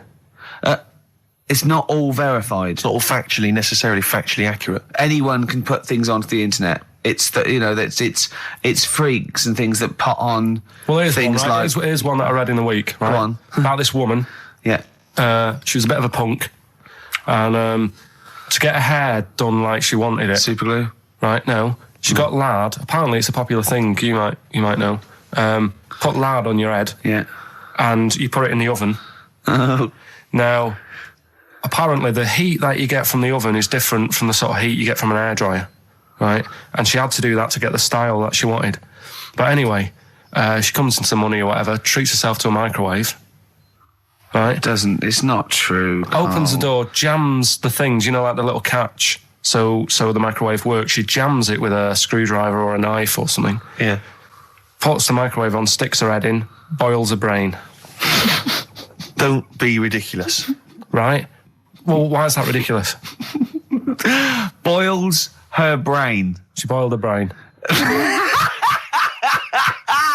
She boiled her brain. And this is what's good about the internet. I went straight from that, and there was a subject about brains. And do you know that Russell Crowe, when he dies, is giving his brain to charity or something, some sort of... some people who can do stuff with it. She gave hers to Pot Noodle. Vesta. Yeah. Oh, boiling a skull. Yeah. It's not true. It's not true, Carl. It's the same as the woman who put her poodle in the microwave, isn't it? And all it's just urban myths. They're urban myths. But again, where does it start? Someone made it up. Yeah. For a laugh. They're just too convenient urban myths. Everyone's you can tell an urban myth's not true because it's always this happened to a mate of mine, and when you say what happened then, they go, don't know, that was it. Was it? Was that it? Was it? Someone boiled a brain and that was it. There was no more story. Well, were there any dates, locations, times? I think it was in Belgium. There's that one that a bloke, right, was going to get a phone call at 4:00 to find out if his business was, okay, right? And if he didn't get the phone call, he knew he was broke, destitute. So dead on 4:00, the phone didn't ring. So he went up to the roof, his office, and he jumped off to commit suicide. And as he was passing his window, the phone was ringing. Oh, no. Carl, it didn't happen. Didn't happen. Think it through. Who told that story? Who told that story? As he hit the pavement at 120 miles an hour. He's the only person who could have known that series of incidents. Also, why didn't he wait? As his life's at stake, why didn't he wait till 5:00? I'm going to give it 5 minutes just in case. Just in case the lines are busy. Yeah. And what sort of bloke goes, I'll call you at 4, okay, if your business... Well, call me anyway. No. If I don't call exactly 4, then, no, you commit suicide. Commit suicide. I would, because if I don't call at 4, that's the end of it. Well, call me anyway. No, that's not the way I work. Why can't you just call me and tell me the other way? Well, I'm telling you how I do it. If you're bust, I don't call. Can't you just call to verify in case something goes wrong? What if it's engaged? It won't be engaged. Just commit suicide at 4, please. It didn't happen, Carl. The other one, right? A bloke, right? He's on a train station, and I'll tell you how I heard it. He's waiting for a cruise station, whatever, and he shits himself. As you do. And so he goes, my train's in 5 minutes, So he runs across to Millets and goes, quick, Levi's, 36. The bloke just puts it in a bag, he runs onto the train, he goes into the toilet, takes his trousers and pants off. He's soiled. Yes. Throws them out of the window. I won't be needing those again. Cleans himself off, open the bags, it's a jacket. Oh. No, it didn't happen, Carl. At what point did he go into it and go, quick, Levi's 36? And the bloke went, sorry, Levi's 36, what, a pair? No. Shall I wrap them? Them? It? Shall I wrap? Just wrap whatever it is. Do you want to look? No. I'm not looking when you're putting it in the bag, please. Right? 36 ways to it. Don't say anything. I've told you 36 Levi's. They put it in a bag and charged me for it. Yeah. I don't want to discuss it further. Yeah. There was one... Here we go. There was one about a woman whose husband died, and she had him cremated. Yeah. And made like a little egg timer out of him. Mm. And she said, I did that so it can still help around the kitchen. Well, that might be true. That might be a joke. That's quite sweet. That might be true. It's a true story, again. It was all... No, not again, because the ones I just told weren't. Nor is the boiling the brains in a bag curry microwave head story true. Yeah. They're too convenient. Will you be buried or cremated? What? Will you be buried or cremated? I don't know. Cremated. Like you, Steve? I don't know. It's out of my hands. Yeah, I haven't thought about it. I've not thought it through, and I don't care either way. Have you heard the one about... Sorry. I'm just worried that we're getting into a macabre world now of ashes, boiled heads. So I think we should play some music that people just calm down. Levi's. Just think about some of the urban myths they've maybe heard, assess them. Maybe they are absolute bollocks. Yeah. And they can move on from it. Well, it's just that the death thing, right? Yeah. There was an argument on there about, do you know that Twilight Zone or whatever it was, Tales of the Unexpected? Oh, yeah. Where the woman got buried alive. Yeah. They were saying how, like, years ago, they'd bury people thinking they're dead. Yeah. And they've recently, like, dug coffins up, and then the people who were in the coffin weren't dead. They might have just been, like, in some sort of deep sleep or whatever. And they've lifted the lid off. Yeah. And there's scratch marks on the thing. Yeah. And that's pretty scary. Makes you think, I mean, I hope they check these days. That's all. Carl, you went to Habitat this week, didn't you? You're not going to believe this, Steve. Go on. He told me this morning. No. Do you know I tell you about those lads at school with big heads? Sure, yeah, the big head lads, yeah. Right. And the web feet. Yeah, webbed hands. Webbed hands, was it? They weren't there, were they? They weren't there, but you know, like Ricky was always saying, oh, they don't exist, they only went to your school, you know, la la la. It was in Habitat, there was only one sat on a sofa. Not one of the lads, but one of the... big-headed lad? A big-headed lad. What? Is that like, when you say a big-headed lad, is he like Frank Sidebottom, big head? I mean, is it like... I don't know what this is why, you know, it'd be nice to... You think it's maybe a medical... Well, it'd be nice to, if there's a doctor listening, sure. Right? Yeah, a doctor listening to XFM thinking, I must phone up and fuel Carl's obsession with the deformed. Yeah. No, but it's not really deformed. But how big is the head? Probably, you see, it's weird how it's always kids who I see with it, so I'm wondering whether they have a full-size head. Right. And then when they get older, it works out all right. Like jumpers. My mum used to get me jumpers a size too big, so it'd last a year. So I'm just wondering if it's the same. So how old are these generally? Are they not like adults? They're like kids. Well, when I was at school there, I was probably about 7, and this kid on And do they have to wear Sunday. any kind of apparatus to sort of keep their head from kind of, you know, not tipping them over or sort of staying upright? Like well, I'm just worried that the head's kind of too heavy for their body or something in there. No, it's not that big. Right. It's just not right. You kind of go, you sort of do a bit of a double take. Yeah. Like the fringe isn't sort of, you know, just above their eyes. It's quite high up. Sure. That sickens you, obviously. And is it something that repulses you slightly? Do you get No, that'd be cruel. No, sure. But, you know. But it's not cruel to discuss it on the radio. Well, it happens, doesn't it? Sure. You know what I mean? Yeah. So, and I'd just like to know what it is. If it's like a water on the head type thing. Water on the head type thing. Like water on the knee. Yeah. But on the head. On the head. But, if anyone knows what it is. Yeah. People with big heads. Yeah, it'd be... and it's... Yeah, okay. It'd be good. Good information. So, what time, how are we doing? You sure it wasn't perspective? You sure he wasn't sort of leaning forward and he was really tall?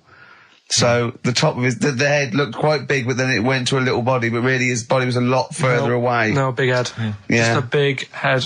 Rest of his body, fine. Face, okay, everything's normal.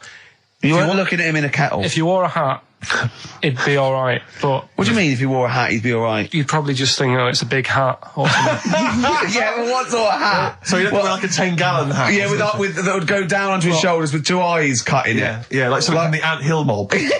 Yeah, Michael Bentine's potty time. Yeah. How would a hat help him? Yeah. Are you sure this wasn't a Diddy man?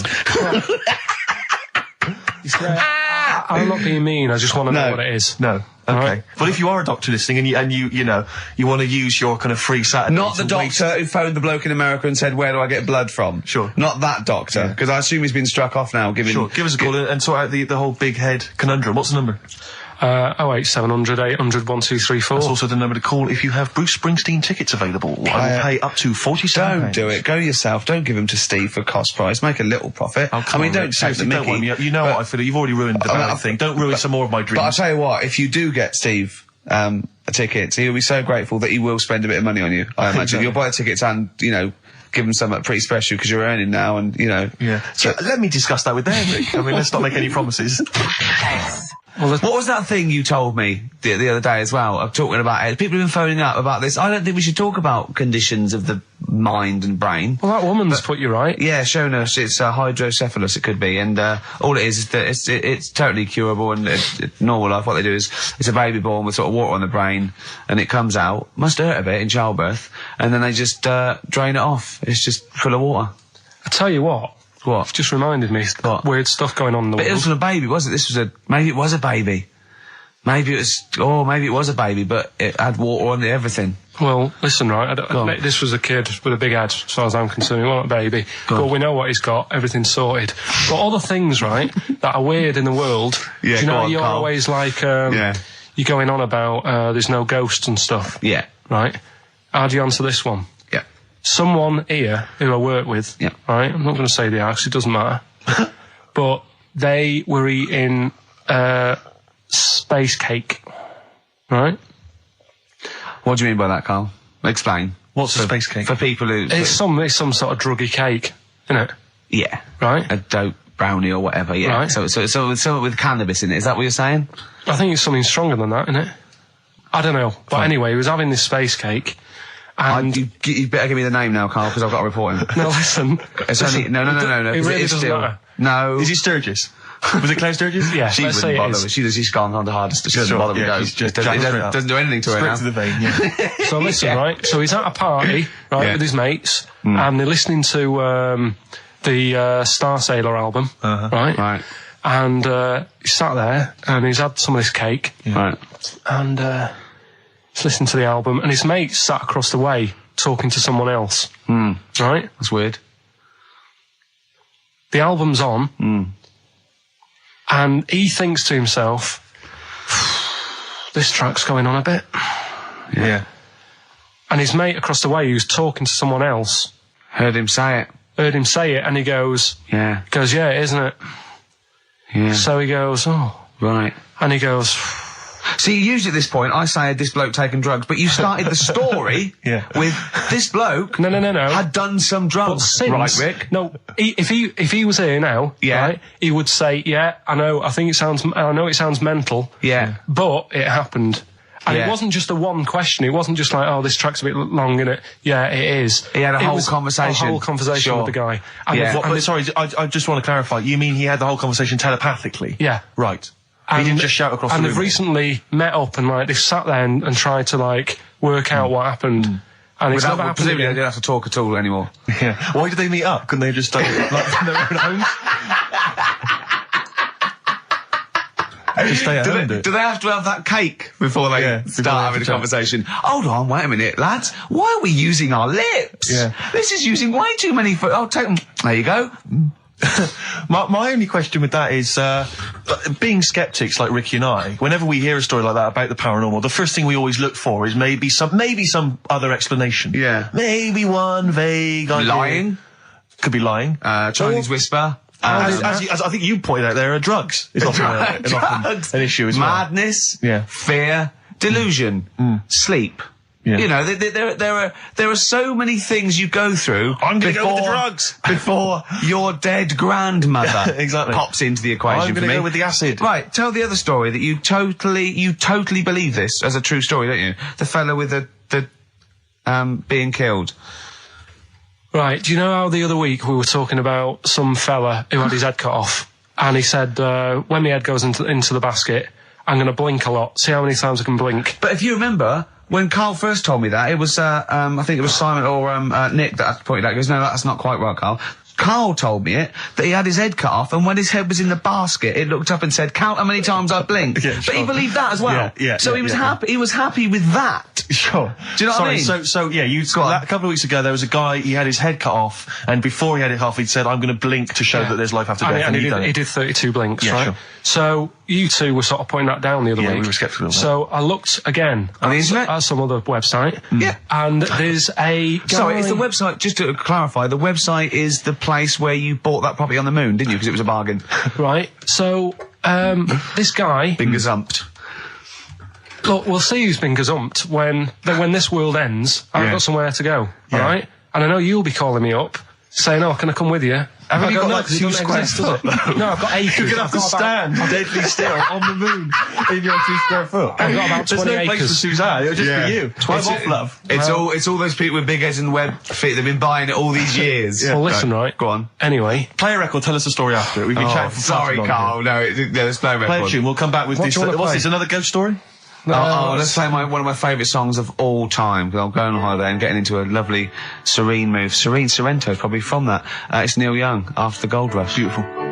Still to come, that competition as well. Look forward to that, Carl's quiz. Yeah.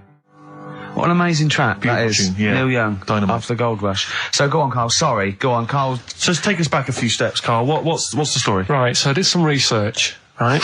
Let's just recap again. There was a guy you read about who had his head chopped off. He was guillotined. Yeah. He had said to the people around him, I am going to blink once I've had my head cut off to so show the brain that life, can still... Or the brain can continue to work after death. Okay, so we queried that. So you weren't having any of it? Well, no, possibly for a few seconds till the oxygen stops being fed to the cells because the blood has drained away. But, nothing spectacular. So go on. Well, along the similar sort of lines, right? This is quite a few years ago. This fella sort of upset the royal family doing something, right? So they said that this isn't good. It wasn't Ben Oughton at that Jubilee thing, was it? I can't remember what it was. And they said, right, that was terrible. We're gonna cut your head off. You gotta show people like you can't be doing what you've been doing. What was this? The 1970s? When you say a couple of years ago, you mean maybe sort of... Was it the olden days when the phones weren't very good? Ages ago. Yeah. Ages ago, sure. So yeah, fair enough. Yeah. So... Very philosophical. Yeah, imagine that when you wasn't here story. This was literally ages ago. Yeah, exactly. Yeah, Simon Sharma's History of Britain. Yeah. Oh, and even before that, which is yonks before, when it was all mental and different. Sorry, Carl, go on. So he's having his head cut off, and he's resigned to it. It's the day before. He's kind of got it into his head now that I'm not going to have my head much longer. Sure. So he said, let's make use of this. Yeah. He said, I wonder how long the body can stay alive without my head on it, right? So they were like, I don't know. So who were? So the jailers, whoever he was asking. These jailers with one eye. Yeah. Get out, pal. So he said, no, wait a minute. I've got an interesting scientific experiment, jailer. Well, fair enough. What is it? So he said, what I want to do, right? He said, surely it's my last right. I'm going to be dead tomorrow. Sure. So let's do a test. He didn't draw it out this long, did he? Yeah. He said, let's test this out. He said, do us a favour. He said, it's my last day. What I want you to do is you're going to cut my head off. Let's put a white line on the floor. Right. And see if because there's no point asking how far he can sort of walk without an head if there isn't a line, because you don't know what to count. Do you know what I mean? If he loses his head and he's running around all over the place, you can't really count That's not impressive enough. Yeah. So they said, let's make a white line. Sure. Yeah. Who said this? He did or they did? I think they started to join in with him and saying, well, let's make this a... Sure. You guess it. Go on. So... they got Norris McWhirr down. The Guinness people. Oh. Yeah. So they said... Let's get this white line. Yeah. And dedication's all he needs. We'll do this tomorrow. And he said, all right, then I'll see you in the morning. Yeah. See you in the morning. I'll see you in the morning. Night, sleep tight. Bye. I love the fact that Carl knows exactly what was said. Yeah. That's beautiful. Yeah. He doesn't know the story or what order it is in or when but he knows exactly what was said. But he knows the introduction. All right then, see you in the morning. Bye. Oh, kissy. Oh, I'm not like that. Oh, you joker. Don't let the bed bugs fly. Yeah. Anyway. So he gets up. Do you want a paper tomorrow? No, I'm all right. Go on. He gets up and they say, right, today's the day and that. And he said, well, I've got used to the idea. So here's a white line for you. Got used to the idea. Go on. So they go, right, you ready then? And he said, I go on. And they cut his head off. And the body walked 32 steps without a head. Wow. 32 steps. Incredible. And that's the lesson, really. Did it get as far as it walked along the white line, did it? Yeah, it stayed along the white line, did 32 steps, and then started to stumble a bit, and it just fell over. Yeah. But, it was a test that your body can still keep alive for a little bit. Yeah. When you've lost your head. Absolute twaddle. Absolute twaddle. What do you reckon you can do then without an head? How many steps? Nothing. There'd be muscular spasm, right? Yeah. It would twitch a bit. It would, yeah. You could not distinctly take 32 steps. The body... Well, don't... Yeah. Is the doctor still on the line? Yeah. The fella that bought 6 parrots. Yeah. And, you could have got 32 steps. Right, so you don't believe that. Doing a bit of line dancing. Right, you don't believe that, but something that you do believe that a cockroach can live a week without an head. It can. Slightly different kettle of fish there. Why? Wow, insect to human is what I'm thinking. Yeah, that difference. There's not that much difference in some insects. Do you know that a snake has a heart and lungs and kidneys and stuff? Go on. No, well, I'm just saying. So? You're making out as if like they're a totally different species. I am making out. I mean, call Rick, me old-fashioned. Do you know what you're talking about, mate? I don't want you embarrassing yourself, Rick. Yeah, I am suggesting they're totally different beings. Yeah, that is. Yeah.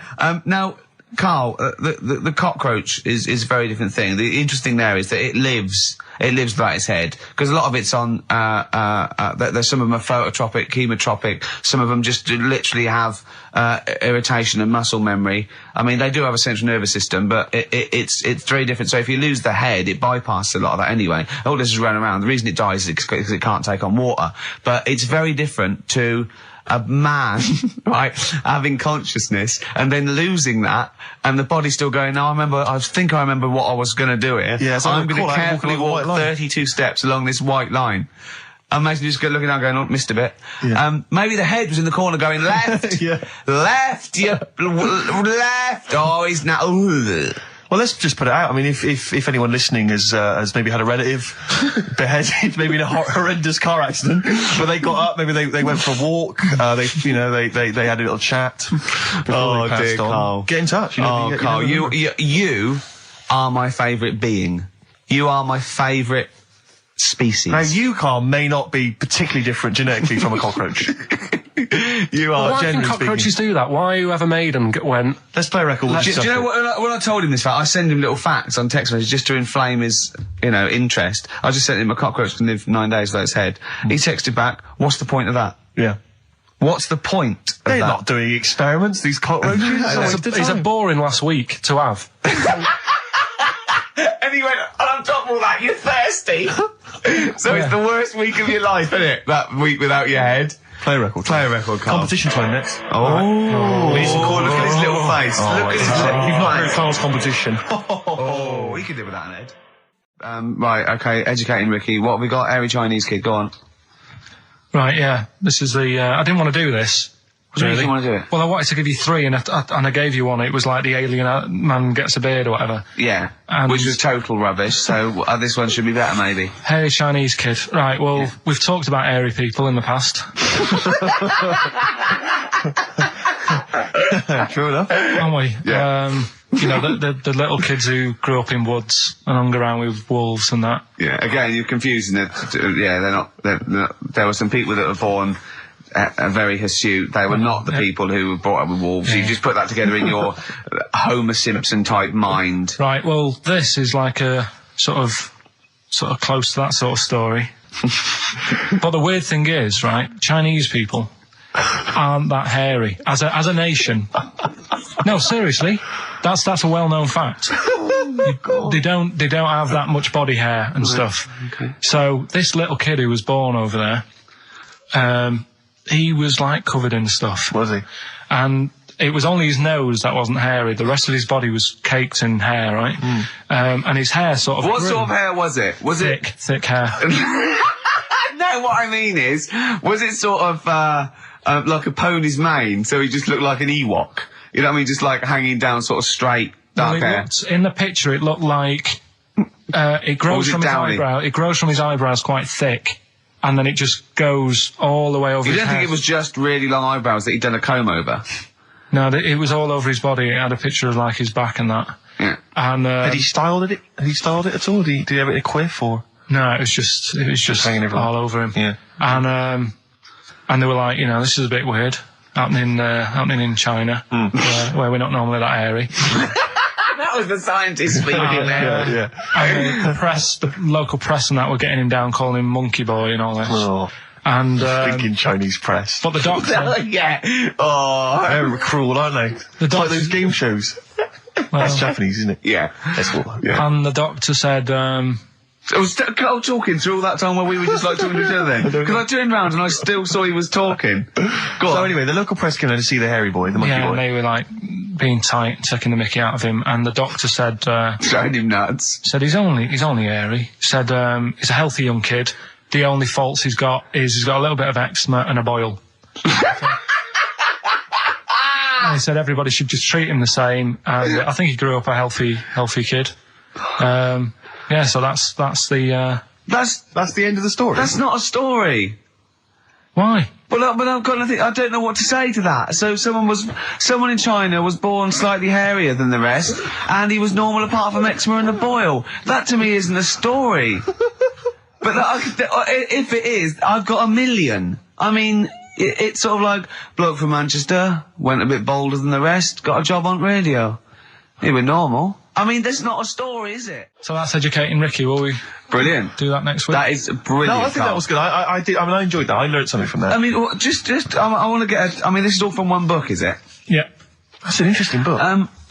With the, I don't want to dwell on it, but with the hairy Chinese kid, what did they say about that? What was the, I mean, was it once there was born a kid who was slightly more hairy than everyone else? But yeah, it's all right. He only had a boil. Oh, how did they word it? How did this capture your imagination? It was a picture that grabbed me first of all. Yeah. Sure. And it was like, God, what's up with him? And that's when I read it. Did you see the boil and the eczema or just the hair? No, you see, because his face is like, just under his eyes is sort of nice and smooth, and his nose is sticking out, and that's not hairy. But the rest of him, it looked like he had the sort of a balaclava on or something. And then I read on, and it's like, this is a hairy kid in China. Yeah. Yeah. So. Yeah. Okay, good. Anything else in there? Because, I mean, I like that. No, we'll do more of that next week. How is that alongside, hanging bacon, alien abduction, a hairy Chinese kid, and a little interesting fact about the derivation of a phrase? What do you mean? He didn't understand a word of that. I knew the word derivation was going to cause problems. I thought derivation shouldn't have come out. I wasn't disputing. He's all smug because he just had a phone call. That was Beck, lost cause. Go on, tell him why you're all smug. Because Adrian just called up. Yeah. After hearing the story about the Chinese kid. Yeah. And he said, yeah, that's true. He said that there was a TV programme on it. Yeah. He had a chromosome defect. Yeah. And it made him hairy. And his mum and dad used to have to shave him. That wasn't in the book. But thinking about it, that's not a good move anyway, is it? Because they say that for women, if you get a few hairs on your top lip, don't shave it because it'll grow back thicker and faster. So right. They should just let him. They should have just said, well, let's see how bad it gets. But if they went in there straight away if he came out as a baby and a little bit hairy, they should have left it for a little bit. But Adrian called up and said, yeah, he was hairy, he was all right. But we weren't disputing there was a Chinese kid born slightly hairier than the rest. We were disputing the fact that you didn't actually tell us a story. You just told us a And what we are disputing is that man was abducted by aliens for 3 days and grew a beard. Yeah. That's definitely not true. No. We don't know about chewing the fat, but it sounds quite viable. Yeah. You see, the difference is between me and Steve and you is that what we believe isn't random. Oh. Well, anyway, listen, a good friend of ours, Ross Noble, he's given me this picture, Carl, which he's got from a magazine. He loves you. And I have to say, I think this... I just looked at it then. Obviously, it's not going to mean much to the listener. Oh, this is self-indulgent. It is currently available. I think it's in the current edition of Bizarre magazine, so you might want to buy that. It's not horrible, though, is it? There's a certain grotesqueness about it. Oh, it's a deformed person, isn't it? Well, to a degree, but I think what it's going to do for Carl is give him, I think for you and I, Rick, we're going to see his face. Light up. Lighten up, like opening a wonderful Christmas gift. Oh, you know what? I think I've seen this. Is this the one with the kid with the big head? I'll be honest with you, Carl, it is. Have you seen it already? Yeah. Let me just show it to you again so you can I haven't seen it. It's like... yeah. We shouldn't be laughing at that. No, but that is like the kid who I went to school with. that is the same. That can't be the same. So do you recognise him? Seriously, that is the same thing he had. I mean, I have to say, it does look like it's been computer generated. It's so odd. Yeah. But look at the child's face. I know. Look at his reaction. Don't take another photo of me. I'm not sure this is right. It's not right. But I was hoping that would give you, Carl, just a little glimpse of. We've had a request as well on the best bits. So someone wants to hear you talking about your mates with the big heads. I don't believe it, because every time we go there, we get some sort of complaint about something. About what? Just leave it. Well, that for some reason that always goes from the story with my dad going to Blackpool for taking those kids there. The what kids? And, leave it. No, what? No, I don't know. There's people that know what you're talking about. I'll tell you when we put a song on. No, well, I know what it is, but you can't just say that. Is it when your dad put a kid in the wheelie bin because he was getting it home? Yeah. So we can't go through it again. It's too controversial. And it was in one of her magazines, and there's this article, right, about these identical twins, brothers, right, and one of them meets this girl, right, and it turns out she's got an identical... I've heard this. This is true. Right. They get married. She's got an identical sister. Right. So they both go out. So two identical twins, male going out with two identical twin sisters. Yeah. So I was looking at it going, oh, that's weird, because you see them, like, they're always wearing the same cardigans and that's like... But then, but if you're an identical twin, then you probably would fancy the same sort of person, wouldn't you? But then I was asking, she was going, it's getting near the plot, the murderer. If they had a kid, would they look the same? Yeah. Would not necessarily, because it depends on what genes are passed over. Even though they've got the same exact sets of genes, that you don't pass on all the genes, do you? It's 50-50, but you don't pass on exactly the same genes in each sperm, let alone with an identical twin.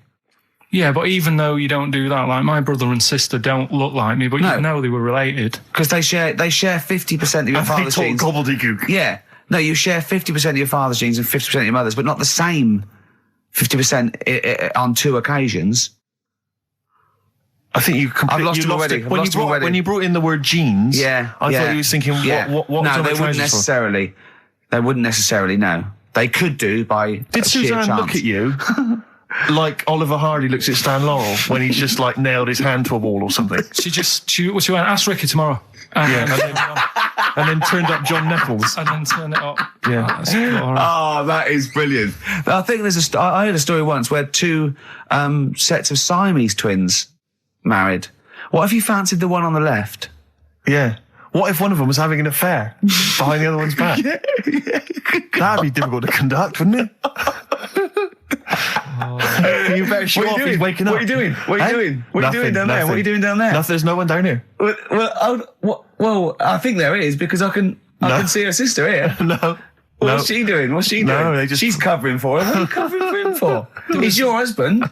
Is my wife down there? I read something about some Siamese twins. Go on. And one of them was saying, we get on each other's nerves and that. The other one was going, we don't. I didn't know this. I've never liked you. I've never liked you. One of them was going, I hate doing the washing up, but I let her do it. And the person doing the interview said, well, why don't you help out? Just dry up and get the job done quicker. And she was like, no, I can't stand it. I prefer just to hang around there and wait for the other girl to do the washing up on her own rather than help and get the job done. Sure. Just selfish. Well, there was one set of Siamese twins. One had a job and the other one didn't. That's ludicrous. Yeah. The other one was unemployed. The other one had a job. She had to go to work. She had to get up at 6 o'clock on her day off. I'm supporting you, literally. Yeah. Then they get done off the social for sort of... Yeah, because the other one was signing on. Are you living together? We're not. Like, that got a load of attention in the press, but the Trisha programme got nothing. Okay. Which, I know, Steve called me up in the week, right? Like 10 o'clock in the morning, I was at work, and he goes, she thinks so at 10 o'clock. She thinks preparing this show. Most people go to work about 8, 9. You're watching Trisha and that. I said, no, what is it? He goes, oh, you'll be loving it, right? Freaks. Was it, help me, my mum's a freak? Siamese twins. Right. So I couldn't watch it, but he said, it might be on again because they repeat stuff on ITV2. Right. So I had my dinner late. Right, instead of having it at like 1 o'clock like I normally do, I had it at like 2:30. Yeah. Sat in the office, put the telly on, ITV2. These Siamese twins. Did it blow your mind? It was amazing. You know, we talk about a lot of things on the show quite a lot. The airy kids crop up a lot. I was waiting. It's been 10 minutes and you haven't mentioned the airy kid. Right, and last week we were talking about Siamese twins, weren't we? So it was weird that this programme was on, but it was amazing. I mean, what I think you can't refer to them as Siamese twins. I think they're known as conjoined twins. Why? I think Siamese is maybe considered derogatory or as an old antiquated phrase. Yeah, I think it's because the first famous ones were actually from Siam. Right. And that doesn't exist anymore. No, it's conjoined, Carl. Yeah. Get the phrase right. But you think that if that's happened to you, that wouldn't be that sort of offensive. The names that you must get called. Right. You think that's least Siamese twins, I'd say, well, that's, yeah. Now, were you stunned by where they were connected? Just live with it, we'd say. Right. Because they were connected, of course, at the forehead. Oh. Sort of, which was quite extraordinary. God. What if one had bad breath? That wasn't a question that Trisha asked. Annoyingly, because I know that much of the audience was thinking that. There's a few things that didn't crop up. What questions would you have asked of them? Because what things did you feel weren't mentioned? I'd love to just watch Carl watching amazing things. Exactly. Do you know what I mean? It's like early learning thing. Mouth slightly open. Yeah, mouth open, dribble, looking round to see if anyone else has seen it. You know, I hate that. Like when a cat sees a bird land on the balcony. Exactly. It can't believe it's luck. I'd probably say, how do you buy her like a birthday present? A surprise gift, yeah. Because everything's ruined. Sure. Right? I'd probably ask... yeah. Well, did you not think it was interesting that one of them had a boyfriend? Well, that was a bit weird, wasn't it? Uh-huh. But what was the other thing that I was thinking when I was watching it? I was thinking if one got into crime and that was sent to prison... Right. What would happen? How would you handle that? It's brilliant. It is brilliant. If a chimp could talk. And what was the other one? The other thing was, what did he talk about?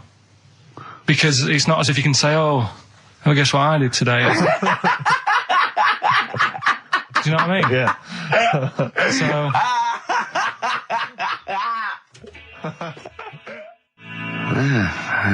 Brass in pocket, and if they're pretending to be good, they're doing a bloody good job of it. I love them. That's Ricky Gervais on XFM 104.9 with me, Steve Merchant and Karl Pilkington. Karl is still buzzing about these conjoined twins. It's just... One of them, of course, had to be... Because one of them was sort of shorter than the other and had to be sort of wheeled around on a kind of trolley thing by the other. This isn't Molly and Dolly, is it? No, they're not called... One's called Reba. I forget what the other one's called. Sheena, maybe, or something like that. Do you remember, Carl? No, I wasn't that impressed with the names. It's just... Yeah. So you immediately put them out of your mind. Those are rubbish names. Forget, Carl, forget. They're gone. Were they British or American? Yeah, American. Oh, because I've seen two American ones on Jerry Springer. Bizarrely, one of them was apparently a country music star. This is Molly and Dolly. Well, they're not called Molly and Dolly. The one that joined at the Oi. The one that joined. But they're not. I think you've made up the Molly and Dolly. No, it was on Jerry Springer. There's a little one that sits on a seat, and the other one carries it round, her around. And they're not called Molly and Dolly.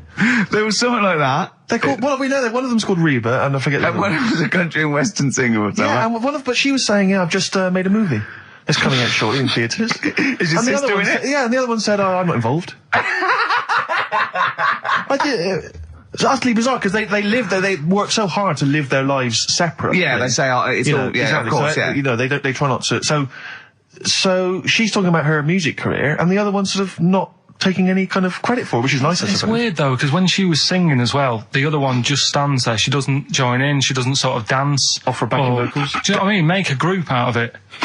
Yeah, a duo. Yeah, well, but it seems like we're sort of being horrible, but we're not. No, we're not. I mean, we're laughing at Carl's amazement at this phenomenon. Sorry, I just got to say we're not. You know, taking the mickey. The really weird thing about all this, right? And it's annoying because you were saying about, what should have Trisha have asked and all that. Yeah. But one of them mentioned that one of them was adopted, and the other one wasn't. Don't talk rubbish. No, seriously. I didn't understand it, right? Of course you didn't. And then Trisha sort of said, well, let's have a chat, and they were like, no, I don't want to go into that. What do you mean one was adopted? That's what he said. One of them. Don't quiz me on it, but that's what was said. Hello there. Hello there. I'm a multi-millionaire. Oh, and I've just seen your orphanage. Oh, I'd yes, love to adopt one of your children. You'd like to adopt one? I'd love to adopt a children, because I've got loads from around the world, so I'd love to adopt one. I'd give you $10,000 towards your well, we're speeding through then, yeah. Okay. We've actually got 2 left. I only need one. I'm only interested in one. Yeah, I don't need any more. Don't need any more. They're sisters. I know it would be tragedy to break them up, but I really only need one. Now, break it up. There's the rub, you see. Sure. You just need the one. It's $10,000 now. You can have that. I'll sign it now, but I don't want to discuss it further. I'll bring you around. Brilliant. Okay. Ding dong. Hi, yeah, brilliant. You brought my kid round. Yeah, there she is there. That's a joy. Yeah. Okay. Just standing next to a bush. Yeah, can you bring her out to No, me? It's there's nothing behind the bush, so you just want... I just want to be able to walk 360 degrees round her. Do you want her or not? Yes, I can't believe it! What's that little trolley? She's talented. Oh, dear. You're talking nonsense, Carl. Well, whatever. Steve, you're out of the room there. Mm-hmm. Carl took a phone call from someone. Okay. He's found a cellmate. Right. Not a soulmate. I think one day they will be cellmates. Yes. Because he's just like, he loves everything Carl loves, and he was telling Carl stuff, and Carl's face was lighting up. Yeah. He's told him of 2 Russian kids in the circus. They're covered in hair, and their mum tells them off because they're covered in fleas. Carl said, see, that annoys me again, innit? They do something else. And the bloke went, yeah, they should just make money out of being hairy. And Carl went, exactly. And he said, have you heard of the 3-legged juggler? And the bloke went, no, what's that? He went, that annoys me as well. Because he thinks they shouldn't have done juggling, they should have done football. Do you know what I mean, though, Steve? What do you mean a 3-legged juggler? What are you talking about? He's a famous 3-legged juggler. Oh, he's mega famous. He's like the Beckham of wherever he's from. But the other day I was looking in, I don't know, Bizarre magazine or something, right? And there was this fella who, he had no arms. So you saw a picture of him, his job was fixing watches, did it with his feet. Go on. Well, it's just, why pick the most hardest job to do when you haven't got any hands? Crush grapes. Or... Do you know what I mean? That annoys me. Oh, crush grapes. Imagine him being told that, and that he comes into the careers advisory where I go, now, what do you want to do, Hargreaves? Make watches? Right, take a look at your arms. Crush grapes, mate. Sorry, you're a grape crusher. Next. Brilliant. Brilliant. I would love you to be a career advisory in some sort of clinic. It'd be brilliant. I like the fact that it annoys you. Here's a man, he's got no arms, he has learned to fix watches with his feet. Yeah. An incredible talent, incredible skill, he's utilising that brilliantly. That's annoying to you. You are angered by it. Right, I'm only being honest. Now, you be honest, right? Your watch is broke, who would you go to? You're in a rush, you need it fixing in a rush. Now, you need some fresh wine.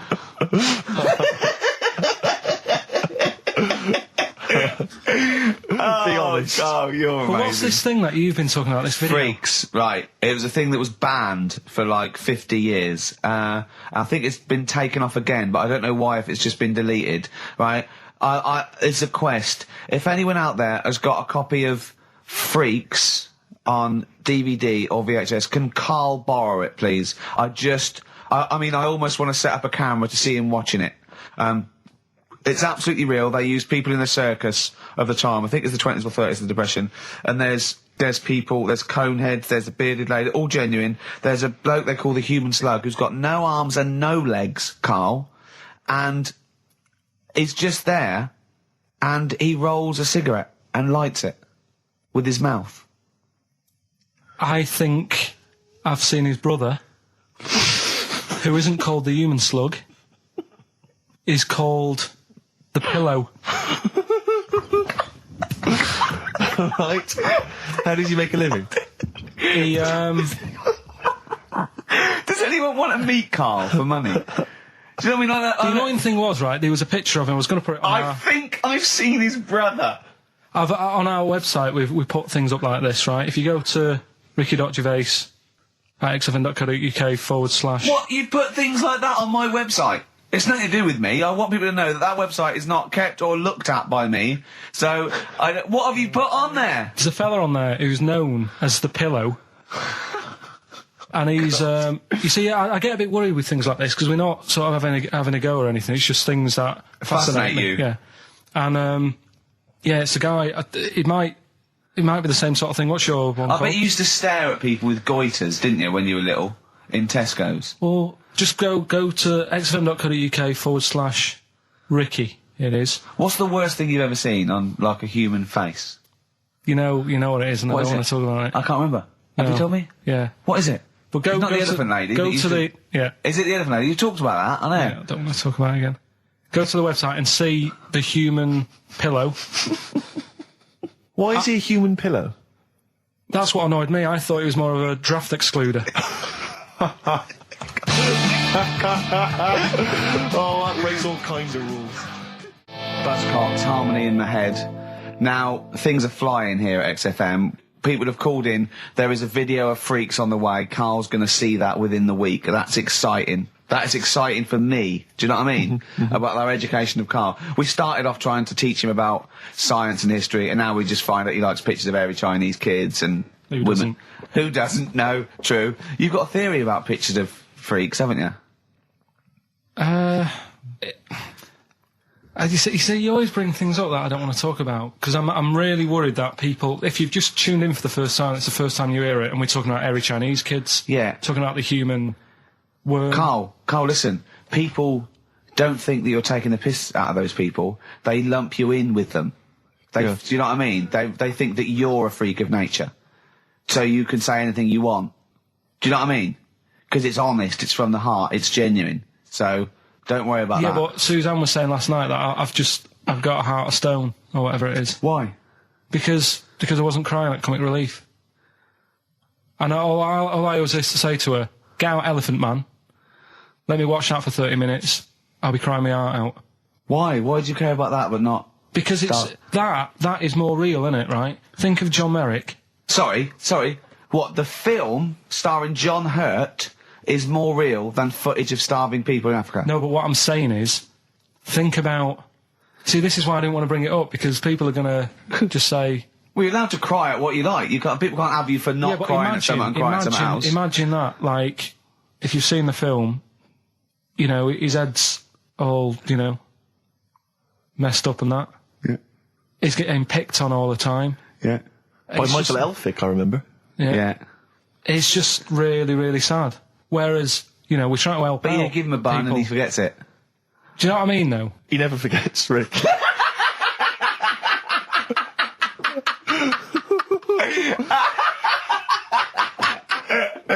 Oh, dear. Anyway. Oh, God. We're giving away stuff again. Yeah. Tell me your theory about freaks who have their picture taken. No, I'd leave it. No, can I tell you? We'll do it next week, then. Can I tell you what this is? Go on, quickly, what is it? Right, when he sees a little picture, like in these books he's got, he carries round those things, right? And there's like a fella with a little head with some like able-bodied people. He goes, the only reason they got to take that picture, right, was so they could show their mates, say, look at me, the little fella with a little head. That's his theory. Yeah. That every picture of a freak, they're being... Steve, let me describe the picture to you. This little fella with a little head. Right. Playing on the piano. I've seen it. All his family stood around and mates and that. When have you ever seen a picture of someone playing the piano and everybody wants to be in on it?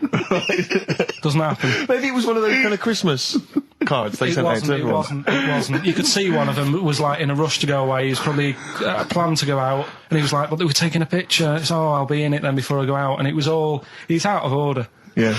If you say, do you know the one I do know the one you mean, yeah. What about the one in the, when you went down to Cornwall, in that little pub? We'll talk about that next week. What, you want to get on, do you? Yeah, right. Right. Now, we got people to send in, a little thing for you last week, didn't we? The film Freaks. You got a few sent in. You watched it, did you? Yeah. Now, I should just point out that the film Freaks, for those that don't know, was a movie that was released, I think, it was originally made in about 1932, something like that, and then it was delayed. It was banned for many years, because it did, in actual fact, feature, for want of a better phrase, real-life freaks. Yeah. Bearded ladies being one of the more kind of familiar ones. There's a guy without arms and legs. There's all sorts. And it was actually it's quite a tender film, isn't it? And actually portrays them as a kind of dysfunctional family. It's not exploitative in that sense, but what do you make of it, Carl? Well, you were watching it for the freaks, weren't you? Yeah. I mean, I wish it does take a while to get onto it. What do you mean? Well, straight away I was disappointed, right? Because at the start, like, you put it in, it's like, oh, brilliant. Here we go, you know. I said to Suzanne, we'll watch this, we'll have a good night. Yeah. Have a romantic night. Yeah, that's it, her birthday. Yeah. You've got your gloves, now we're going to watch some freaks. So, put it on, and it starts off, and it's like, you know, the following film, you think, oh, it's like following films rated 15, which means, you know, might contain scenes of violence, bad language and sex. Yeah. Mention nothing about pinheads. Right. Right. So I thought they missed a trick there. Yeah. Right. So I thought, well, let's go and watch it. And what exactly is a pinhead? Oh, if you've seen it, you'd know. Okay. Right. So not the best thing in it either. So imagine that. Okay, so you're watching it. So sat there, I think, right, something comes on, and the little fella's on there. The little fella we were talking about, the Pillow Man. Right. Is it the best thing in it? Now, what's the Pillow Man again? He's a fella who years ago, he's got no arms and legs. Right. He's just a torso. Just rolls, yeah. And there's a scene where you see him sort of rolling a cigarette up, just using his mouth, and it's like he lights it and stuff. And that's weird. And then what else is on it? So it can stanch your growth. And then there's a little fella on it who is fed up because he looks 5, but he's actually 34. Right. Right. But there's a woman who is 42 and looked 8. So they both had the opposite thing. They were both really fed up. And I kind of thought that shows that, you know, you always want what someone else has got. Sure. Do you know what I mean? Yeah. So in a way, there's a story there in that. No, you described the same there. No, it was like... No, they both, you just said, they both looked young, but they are actually both older. No. This was like a little man. Yeah. Who was 35. Who was 35. And looked 8. Yeah. And so did she. No, well, the other way round then. What? So she was an 8-year-old that looked 35? Yeah. So, oh, maybe not then. Anyway. No. But that wasn't that weird. I kind of thought it's a slow start on that. Yeah. And then... It's not a difficult film to follow. No. Yeah, but I wasn't really listening to what it's all about. I was just looking at what they had. And they had like a fella who's running about on just... They had like he was shopping. You know, they had a fella with no legs and he's running about on his hands and sort of got about on a skateboard, talking to someone about it. They said that's how E.T. was done. There's actually a little fella in E.T. Right. Who's just half of, sort of half a body. Is that true? I've no idea. I've never heard that before. Why haven't we heard that before? I've never heard that before. I don't think he would fit in E.T. Because where's the head? He's got no neck, E.T. It's a skinny little thing. There's no human neck couldn't fit in that skinny little neck. Wow. Well, you sure it wasn't Kenny Baker up to his old tricks? What are you talking about, Carl? There's a fella with no legs in E.T. In E.T. they had two fellas, right? I think they had a little, a midget fella. Right. Who did it. And then I think he was off sick and they were like, oh, you know, what else are we going to do? So they saw a guy on a skateboard going by. And said, do you fancy some work? Right. And he's done it. I think someone told me. I mean, it might be wrong. Exactly. Might be wrong. It might be, mightn't it? I mean, you've never been wrong before, so I don't know why you'd be wrong there. So what's the worst thing in it? Now, it's intriguing to me because here's a film called Freaks, featuring real-life freaks, and you're sort of a bit nonplussed by it. Just because it's built up. If you call a video Freaks, you've got to make sure that there's some good stuff on there. Yeah. What were you disappointed about? Was it that? Because there was a few things on it, right? There was a woman who said she was half man, half woman. And it's like, well, you're not, are you? It was just like she had some makeup on. I thought, well, that's rubbish. And then there was a woman who could eat using her feet. That isn't that freaky. Do you know what I mean? She's not hungry, she looks normal. Yeah. And that's when I was thinking, I mean, I'm not being right, Steve. You know I'm not being funny. Oh, here we go.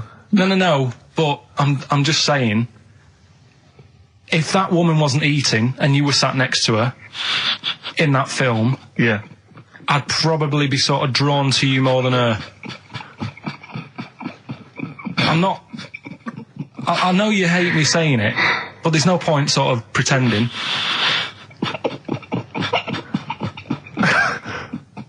Do you know what I mean? Oi, Muttley, what are you sniggering about? That face. Well, you mean there were things in it that were less... What are you saying? I'm just saying... Play a record. Seriously, I'll slap you. I'm going to slap you live on air.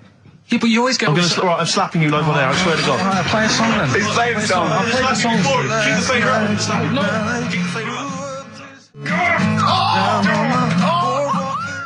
Bruce Springsteen, Atlantic City from the album Nebraska. So melancholy, that one. I love that one. Wow. So Freaks then. All in all, not as amazing as you first hoped. It was built up too much. Do you know what I mean? It's like is that my fault for getting you excited? I just can't believe it. I hand you this thing on a plate. And I'm not being out of order, Steve. I'm just being honest. We've always said that about this show. We only talk about stuff, you know. Yeah. You know, being honest and that. Yeah, no, sure. And I've always said the first time I saw you. Sure, no, you've always been honest, and I've always been honest with you. I've always said that, you know, you've got the intelligence and insight of a gnat. Yeah, but if I keep quiet, people don't know that. Sure. All right, incredibly they do, Carl, because you look stupid as well. Well, you know. Yeah. No, but Carl was being nice then. You don't. I'm just saying you're a good bloke, and now I've got to know you. Sure. Yeah. The first time was weird when I saw you. Yeah. No, leave it. Don't just try to interrupt. Just let it go. No, I'm just saying the first time it was weird and that, and then weeks go by. Sure. And the weird thing is, I kind of thought maybe he's not that odd looking. Yeah. And then you went to LA for 3 weeks. Sure. And when you came back, it was like the first time again. Right. Okay. Okay. Wait. No. Stop it now. Yeah. Everyone, stop it now. No, but I just think I'm a little bit more consistent because I've always thought you were an idiot. I don't want this. Don't argue. He was just okay. No, I just you know what I mean. My opinion has never changed. I've always thought you're an idiot. No. It's just all nice. Let's look. Peace. Shut up, fatso. Peace, not war. He's just such a stirrer, isn't he? No, he loves it. I don't think I didn't see you whispering behind the microphone about what to say to Carl. Look what I've just drawn, Carl, subconsciously. Yeah. Let's see. I drew a picture of him. It's going to be on the website. It's not been on the website. No, it's going to be. I drew a little cartoon of him. No, not yours. I drew one of Carl. Right, okay. What are we talking about? That was a the Freaks thing is over and done with. It was alright if you want to get it out on video. Sure. You know, it's probably worth a look. Yeah. There's a couple of things on there that get you thinking more, you know, it's like how their life is and stuff, do you know what I mean? How it's affected, and like the little pillow man, or the fella who's got half of his body missing. Yeah. You know, it's stuff like that you think, oh. But what's the one that was disappointing? You said it was a half man, half woman. Yeah, I don't quite understand that one. Do you mean hermaphrodite or half? I can't remember it. Do you mean it was one sort of like it had bits of both? It was just like half a face done in makeup and long hair, then on the other side had it shaved. I love the idea that you go to this circus and there's people in there that have been sort of persecuted all their life, and they think, well, maybe I can make some money, and then you boo them because they're not freakish enough. I love the idea they go, boo, you're not freakish enough, boo. Oh, you've got bits of legs, boo. You know what I mean? Yeah. But there was, I mean, talking about that, you see, why did they join the circus and that? Because there are things they can do. I was telling you in the week that I was reading something on some news website about some sort of Olympic-style games where they're going to see, like, disabled people against able-bodied. Right. Let's be careful here, shall we? No, I'm just saying, though. Okay. Do you know what I mean? So there is other things. It doesn't mean just because you haven't got legs you can't do other stuff. Yeah. And in this race, there's, like, disabled people who are beating able-bodied people. Yeah. I mean, what? Would you go and see that? I don't know. But, I mean, it depends. What do you mean? They're beating them? At what? He didn't state what the little races were and that. Little races. He can't help himself. No, little races. Oh, look, there's the disabled with their little races. Yeah, they're having another little race. Oh, dear. Would you go? Would you go and watch that? Do you remember when Jimmy thought that Paralympics stood for Paraplegic Olympics? The Paralympics? Yeah, it means parallel Olympics. Yeah. He thought it meant paraplegic Olympics. That would be a good site, wouldn't it? Mainly blow football.